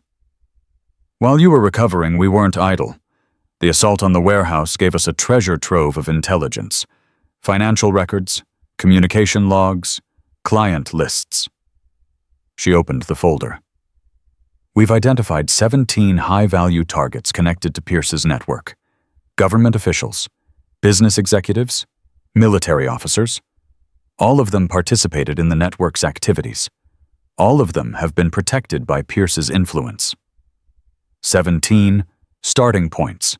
The actual number is probably 10 times that. But these 17 are confirmed. We have evidence, we have witnesses, and most importantly, we have leverage. What kind of leverage? The network kept records, detailed records, not just financial transactions, but activities, videos, photographs, the kind of evidence that would destroy careers and marriages, potentially result in criminal prosecution. Maya understood. Blackmail. Insurance. The network used it to keep their clients loyal. Now we're going to use it to turn them against each other.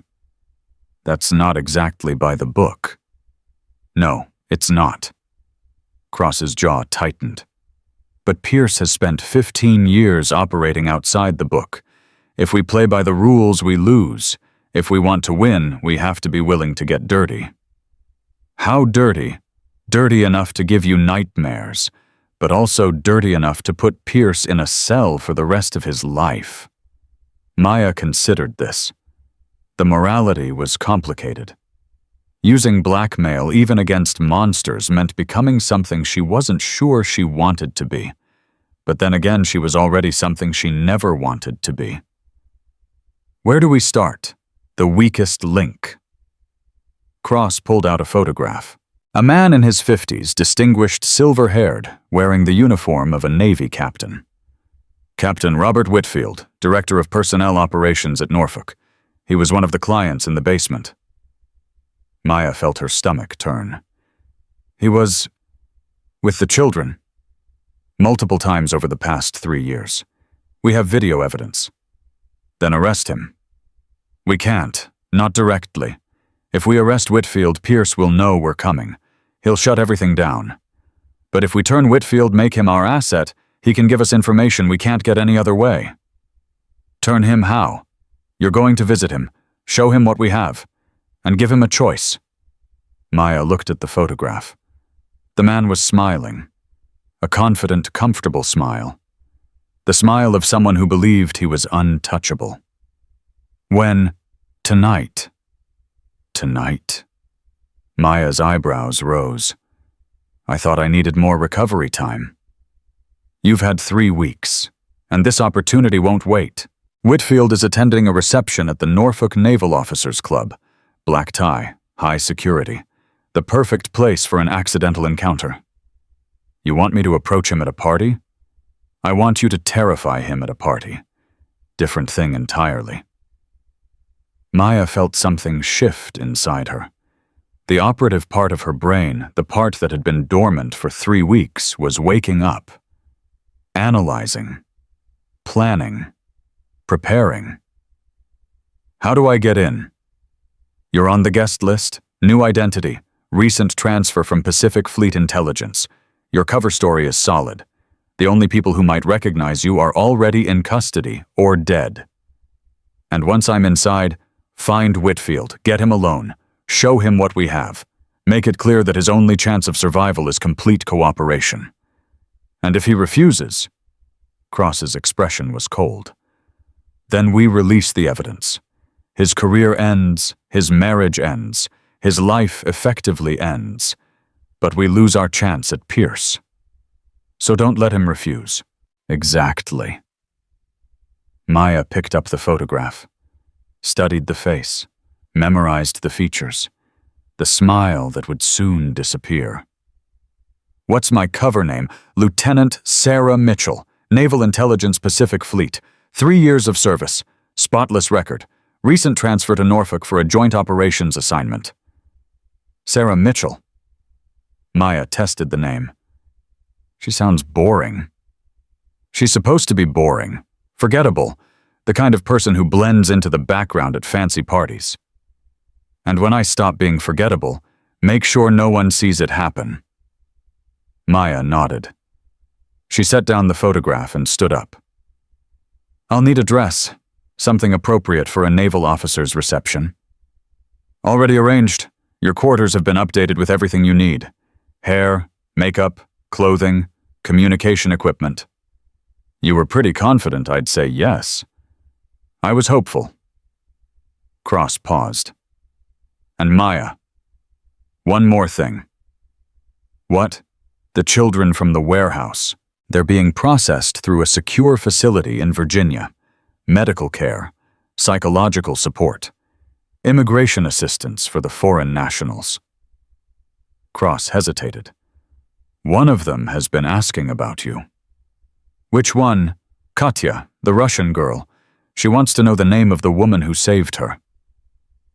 Maya felt something warm flicker through the cold that had settled in her chest. Tell her. Tell her my name is Maya, and tell her she's going to be okay. I will. Maya walked toward the door, stopped, turned back. Captain, the things you told me, about how the program found me, about what you let happen. Yes, I'm not going to forgive it, maybe not ever, but I understand why you told me. Why did I tell you? Because you wanted me to make an informed choice. You wanted me to know the truth before I decided to keep fighting. Maya paused. That's more than anyone else has ever given me. Cross was silent for a moment. Then very quietly, you deserved the truth. You've always deserved it. Maya nodded once and walked out. Behind her, Cross sat alone in the empty room, staring at the folder that contained the history of a broken child who had been forged into something extraordinary. The weight of that decision to watch, to wait, to use suffering as a crucible had never felt heavier. But watching Maya walk out of that room, shoulders straight, eyes clear, ready to continue fighting despite everything she now knew, maybe Cross thought it had been worth it. Maybe. The Naval Officers Club was beautiful. Maya hated it immediately. She walked through the entrance in a deep blue evening gown, her hair styled, her face made up, looking nothing like the woman who had been strip-searched at a checkpoint 3 weeks ago. Around her, naval officers and their spouses mingled, laughed, drank champagne, and pretended that the world was a civilized place. She spotted Whitfield within minutes. He was holding court near the bar, surrounded by junior officers who hung on his every word. The confident smile was exactly like his photograph. The smile of a man who had never faced consequences for anything. That was about to change. Maya collected a glass of wine she had no intention of drinking and began to circulate. She made small talk with strangers, laughed at jokes that weren't funny, played the role of Lieutenant Sarah Mitchell, forgettable intelligence officer, so effectively that no one gave her a second glance. 45 minutes. That's how long she waited. Watching Whitfield, learning his patterns, noting when he stepped away from groups, when he visited the restroom, when he was alone. The opportunity came at the 90-minute mark. Whitfield excused himself from his admirers and walked toward a private hallway that led to the restrooms and a small smoking terrace. Maya followed. She caught up to him in the hallway where the noise of the party faded to a distant murmur. Captain Whitfield. He turned. His eyes swept over her with the practiced assessment of a man who had spent years evaluating women as objects. Yes. Do I know you? Not yet. Maya smiled. But you will. My name is Lieutenant Sarah Mitchell. Naval Intelligence. I have something to show you. She held up her phone. On the screen was a still image from a video that showed Whitfield in the basement of a warehouse in Norfolk, doing things that would end his life in every way that mattered. Whitfield's face went white. Where did you... Somewhere private, Captain. Now. Unless you want me to show this to your wife. She's here tonight, isn't she? The woman in the green dress. Whitfield's mouth opened, closed. His confident smile had vanished completely. Who are you? I'm someone who's going to give you a choice, the same kind of choice you took from all those children. Maya stepped closer. The smoking terrace. 2 minutes. Don't make me come find you. She walked away before he could respond. 2 minutes later, Whitfield appeared on the terrace. He was shaking. His face was gray. The powerful captain had disappeared. In his place was something smaller, weaker, terrified. "What do you want?" His voice cracked. "Money, I can get money. Whatever you want. Just, I don't want money." Maya turned to face him. "I want names. I want evidence. I want everything you know about Admiral Jonathan Pierce and his network." "Pierce?" Whitfield's eyes widened. "You're insane. You don't know what he's capable of. If I talk to you, I'm dead. My family is dead. If you don't talk to me, your family will learn exactly what kind of man you are. Your children, your grandchildren, every person who ever respected you." Maya stepped closer.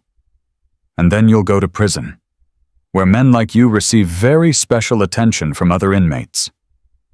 Whitfield was crying now, tears streaming down his face. "Please, I'll do anything, just don't. Please." "Then give me Pierce. Give me everything. Names, dates, locations, financial records, every secret you've been keeping." "I can't. He'll know. He has people everywhere." "We have people too, better people. People who will protect you if you cooperate." "You don't understand." "I understand perfectly." Maya's voice hardened. "I was in that warehouse, Captain. I saw what you did. I saw the children. I heard them crying, and I'm going to spend the rest of my life making sure that every person involved in that operation pays for what they did. You can be on the right side of that, or you can be one of the people I destroy." Whitfield stared at her. The terror in his eyes was mixed with something else now. Calculation. Self-preservation.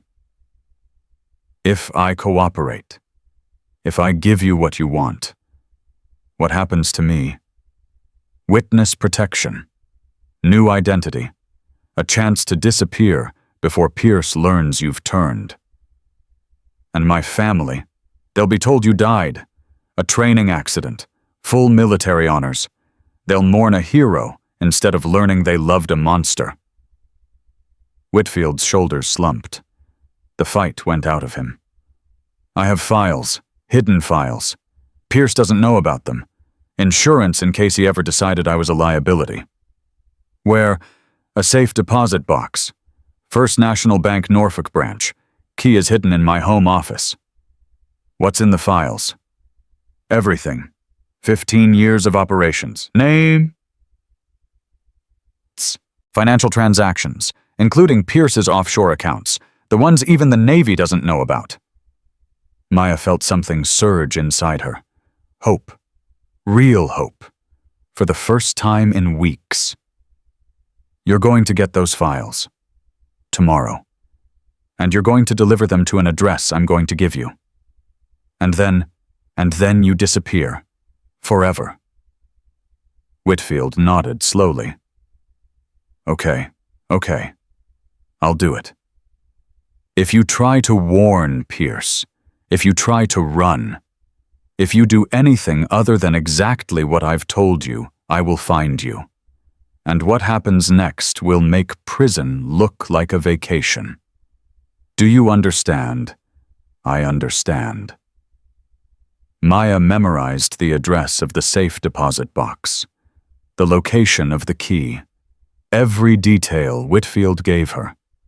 And when she walked back into the party, leaving a broken man sobbing on the terrace behind her, she allowed herself one small moment of satisfaction.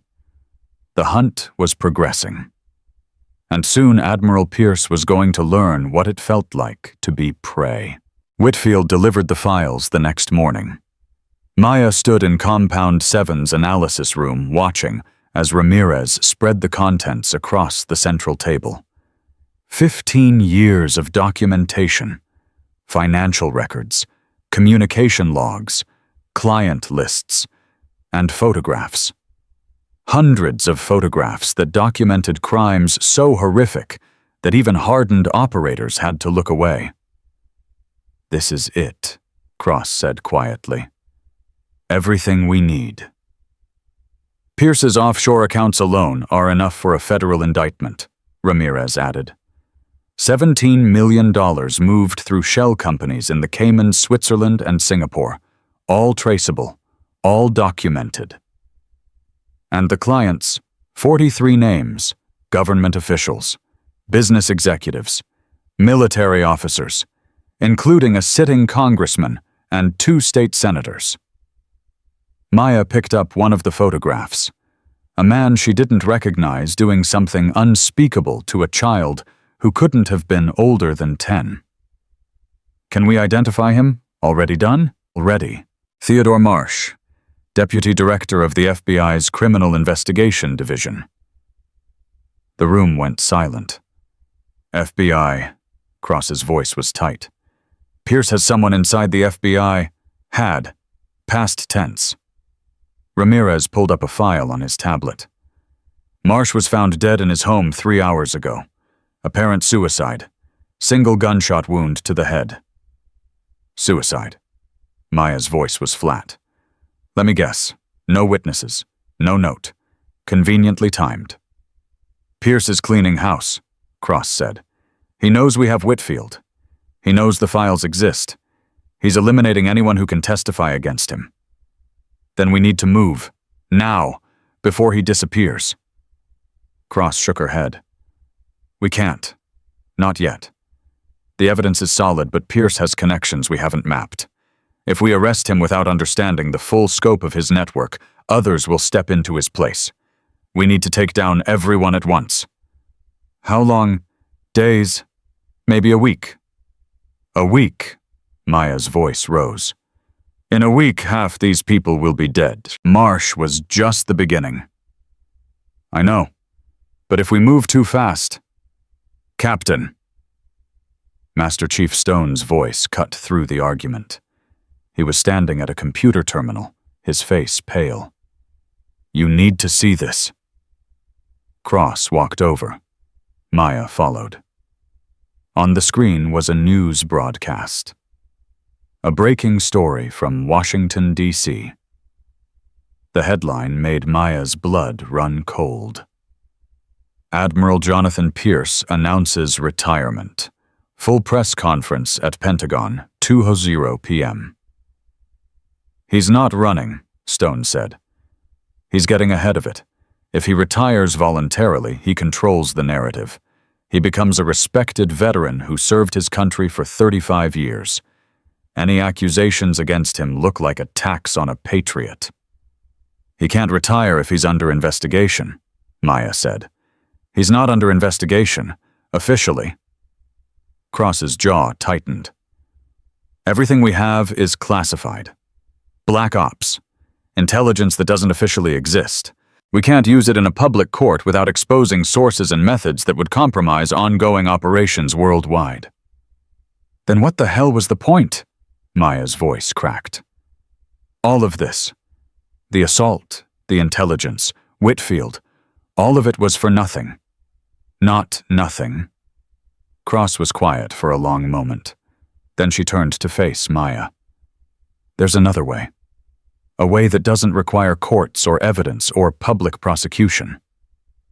What way? Pierce lives in Alexandria, a townhouse in Old Town. High security but not impenetrable. If someone were to visit him, tonight, before his press conference. Maya understood. You want me to kill him? I want him stopped, permanently, however that happens. That's assassination. Of a flag officer. In his own home. That's justice. The only kind men like Pierce will ever face. Maya looked at Cross. Looked at the screen showing Pierce's confident face. Looked at the photographs spread across the table. 43 clients. Hundreds of victims. 15 years of evil hidden behind rank and privilege, and a system designed to protect its own. If I do this, if I kill him, what happens to me? You'll be extracted immediately, new identity, new location.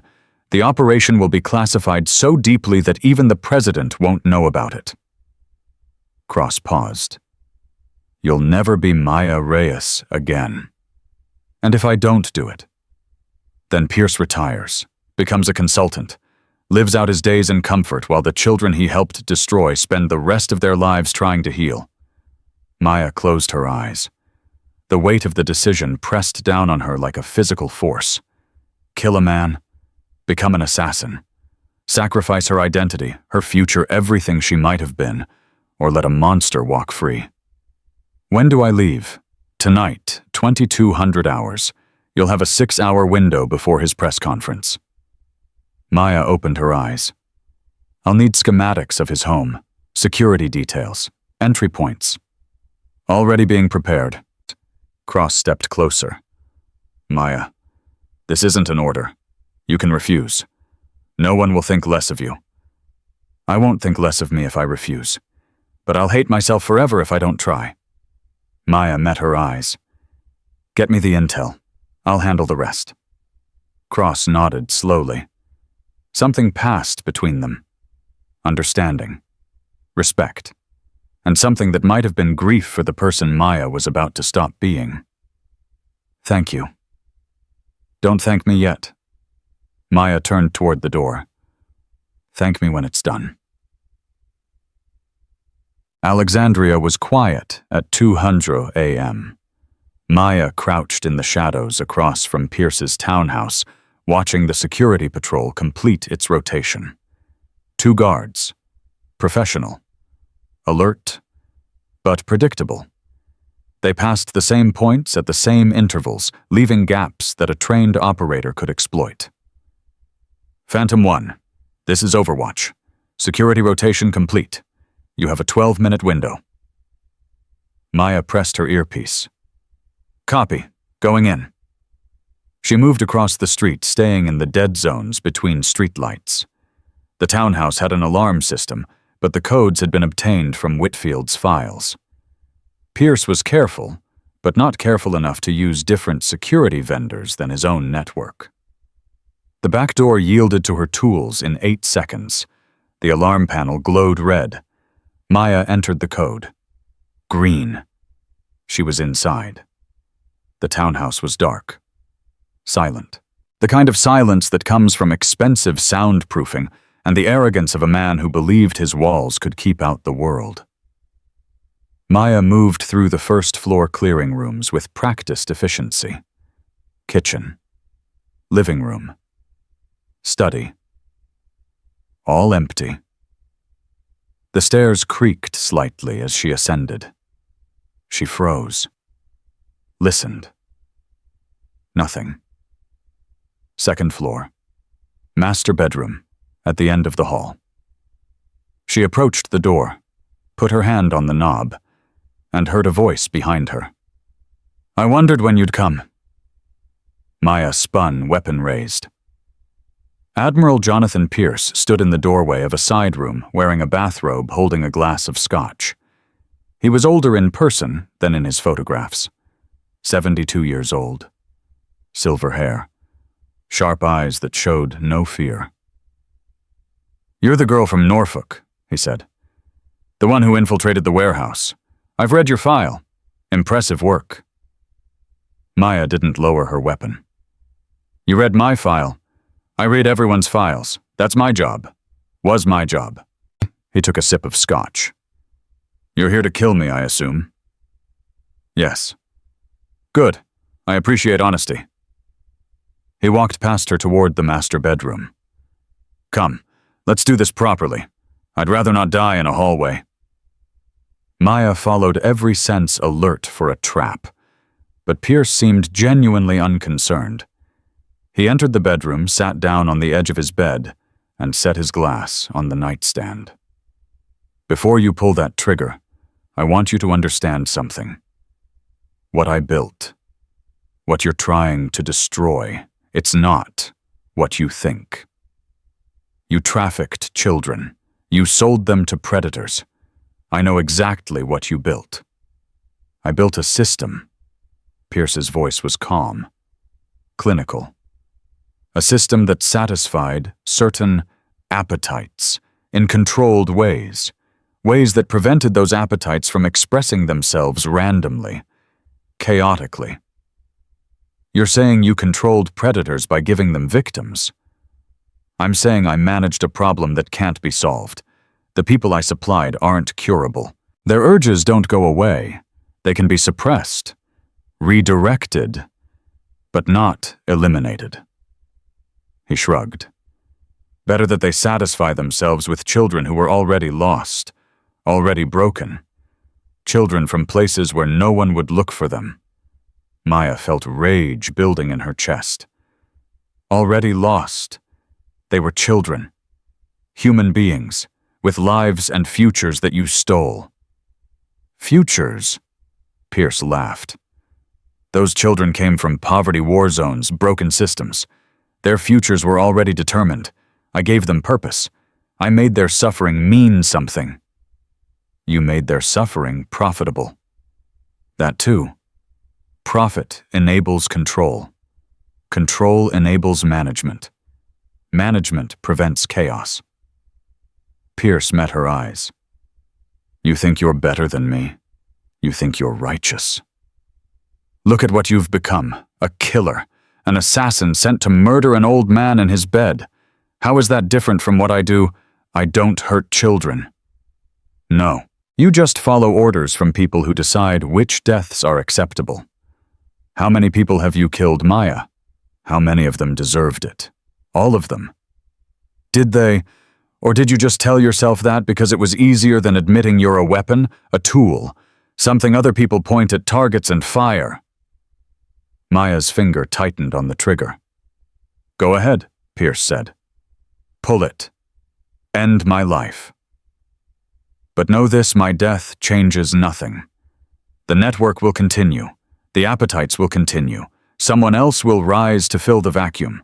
Someone less careful, less controlled, and more children will suffer because of your righteousness. You're lying. Whitfield gave you files, names, evidence. Do you really think those are all the players, all the connections the network has survived for 15 years? It has roots you can't even imagine. Kill me, and those roots will grow new branches. Maya hesitated. The doubt crept in, despite her best efforts to keep it out. What if he was right? What if his death just made things worse? I can see you thinking, Pierce said. Questioning. Good. That's what separates us from animals, the ability to question our own impulses. He stood up slowly. Here's another option. Let me live. Let me retire. And in exchange, I'll give you something more valuable than my corpse. What? The names you don't have. The connections Whitfield didn't know about. The real power behind the network. Pierce's eyes gleamed. I'm not the top of the chain, Maya. I never was. I'm middle management. A facilitator. The people who truly run things are so far above me that even I don't know all of them. Then how can you give me their names? I can't, but I know someone who can. Someone who wants out. Someone who's been looking for an opportunity to bring the whole thing down. Maya studied his face, looking for the lie. Looking for the trap. Who? His name is Senator Marcus Williams, chairman of the Senate Intelligence Committee. He's been part of the network for 20 years, but lately he's developed a conscience. His granddaughter turned 8 last month. Apparently seeing her face made him realize what he's been enabling. A senator. Maya's voice was flat. You expect me to believe a U.S. senator is going to betray a network he's been part of for 2 decades. I expect you to believe that men are complicated, that guilt is corrosive, that even monsters can have moments of clarity. Pierce shrugged. Contact him. See for yourself. But you'll need leverage, something to prove you're serious, something to show him you have the power to destroy him if he doesn't cooperate. Like what? Pierce reached into his bathrobe and pulled out a small USB drive. Everything I know, every transaction, every communication, every secret I've collected over 15 years of careful observation. William's file is on here, along with files on people even he doesn't know about. He held out the drive. Maya didn't take it. Why? She asked. Why would you give this to me? Because I'm tired. 72 years old. Terminal cancer. 6 months to live if I'm lucky. Pierce smiled thinly. The network doesn't know yet. When they find out, they'll kill me anyway. Loose end. You're offering me a faster, cleaner death than what they have planned. You want me to kill you? I want this to end. One way or another. His voice dropped. I've done terrible things, Maya. I've justified them with logic and necessity and the greater good. But at 3:00 a.m. when I can't sleep, I see their faces. All of them. Every child who passed through my system. And I know that whatever waits for me after death, it won't be pleasant. Maya looked at the drive in his hand, looked at the man holding it. She thought about everything he'd said, everything he'd done, everything he represented, and she thought about the children. Not just the ones she'd saved, but the ones she hadn't. The ones who were still out there, still suffering, still waiting for someone to help them. If I take this drive, if I let you live, how do I know you won't warn the network? You don't, but I'll be dead within 6 months regardless. What would be the point? Revenge, spite, the same things that drove you this far. Pierce was quiet for a moment. Then he nodded slowly. Fair point. So here's what I propose. Take the drive, contact Williams, and send someone to watch me. If I make any attempt to contact anyone, any attempt to warn the network, kill me immediately. But if I stay quiet, if I spend my final months in silence, let me die on my own terms. That's not justice. No, it's pragmatism. Justice is a luxury. Pragmatism is what actually saves lives. Maya stood there, the weight of the decision pressing down on her. Kill him now. End the immediate threat, but lose access to information that could bring down the entire network. Or let him live. Take the drive. Use the intelligence to accomplish something larger. She thought about Cross's words, about playing the long game, about being willing to get dirty. She thought about the children who were still out there, the ones who needed more than one dead admiral. Give me the drive. Pierce handed it over. Their fingers touched for just a moment. You're making the right choice, he said. I'm making a choice. Whether it's right remains to be seen. Maya backed toward the door, keeping her weapon trained on him. One more thing, she said. The children, the ones you called already lost. Where are they now? The ones who survived your system. Pierce's expression flickered. Something that might have been shame. Records are on the drive. Locations, identities. Everything I know.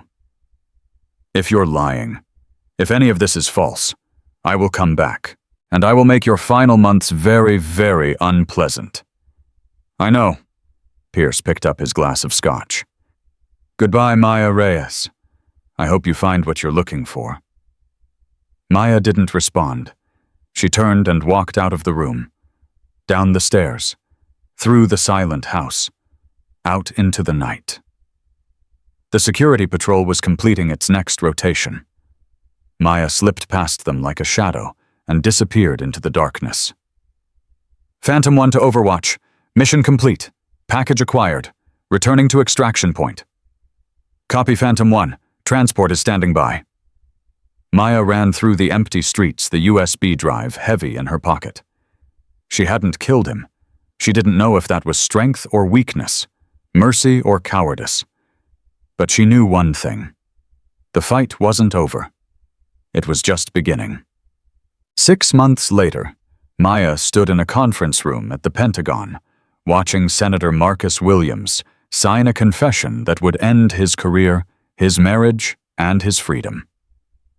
The investigation had taken everything she had, following leads, turning assets, building cases that couldn't be ignored or buried.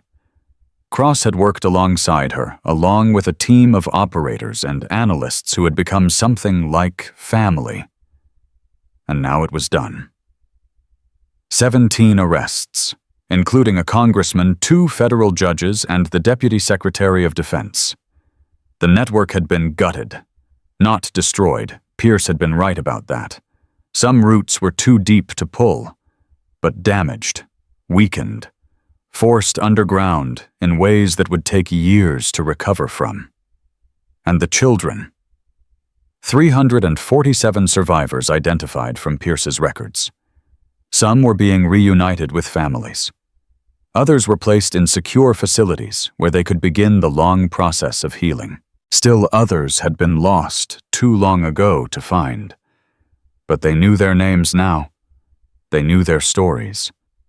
They would be remembered.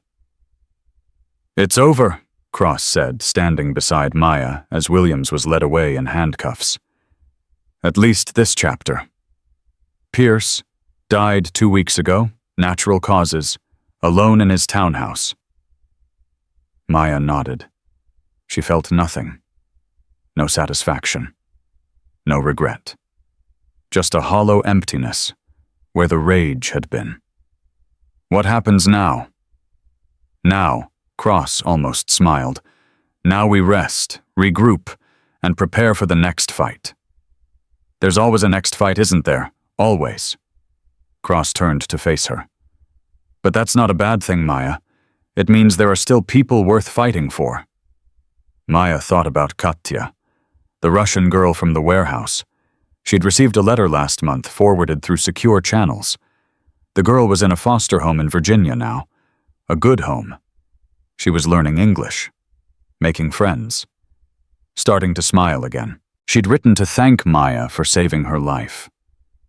Maya had written back, told her to keep fighting, to never give up, to remember that she was worth saving. She still had that letter, folded in her pocket, a reminder of why she did this. "Captain," she said, "the truth you told me, about how the program found me, about what you let happen when I was a child." "Yes, I've been thinking about it, every day, trying to decide how I feel." And Maya was quiet for a long moment. Then, "I think I understand. I don't forgive it. I don't think I ever will. But I understand why you made the choices you made.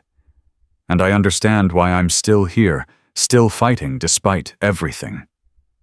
Why? Because someone has to. Because the world is full of monsters and victims, and the only thing that separates them is the people willing to stand in between." Maya met Cross's eyes. "You made me into one of those people. The cost was everything. My childhood, my innocence, my chance at a normal life. But the result is that I can do things that others can't, save people that others can't save.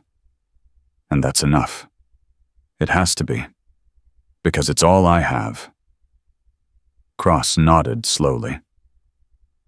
"For what it's worth, Maya, I'm proud of you. Not of what we did to make you, but of who you've chosen to become despite it. Thank you." They stood together in silence, watching the aftermath of victory unfold around them. And then Cross's phone buzzed. She looked at the screen. Her expression shifted. "What is it?" "Intelligence intercept.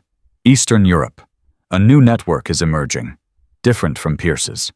More sophisticated. More dangerous." Already, the darkness never sleeps, Maya. It just changes shape. Maya felt the familiar weight settle back onto her shoulders. The weight of responsibility, of purpose, of a war that never ended. "When do we start?" "Tomorrow. Tonight you rest. Celebrate. Remember what you've accomplished." "And tomorrow," Cross smiled. It was a thin expression, without warmth. But there was something in it that might have been hope. "Tomorrow we hunt again." Maya walked out of the Pentagon into the late afternoon sunlight. Washington, D.C. sprawled around her, busy and oblivious. Millions of people living their lives unaware of the darkness that lurked beneath the surface. Unaware of the people who stood between them and the monsters. She was 20 years old. She had already saved hundreds of lives. And she was just getting started. The sun was setting over the capital, painting the sky in shades of gold and red. Maya stood on the steps and watched it fall. Somewhere out there, children were crying. Monsters were planning. Darkness was gathering. But somewhere out there, people like her were getting ready to fight. And as long as that was true, there was hope. Maya Reyes reached into her pocket and touched the thin chain that hung around her neck. The worn metal pendant pressed against her fingers. Her grandmother's gift. The only piece of her past that she had chosen to keep. She thought about the children she had saved, the monsters she had stopped, the sacrifices she had made. And she thought about the future, the fights still to come, the lives still to protect. The world was broken. But she could help fix it. One monster at a time, one child at a time, one battle at a time. She was Maya Reyes. She was Phantom, and she would never stop fighting.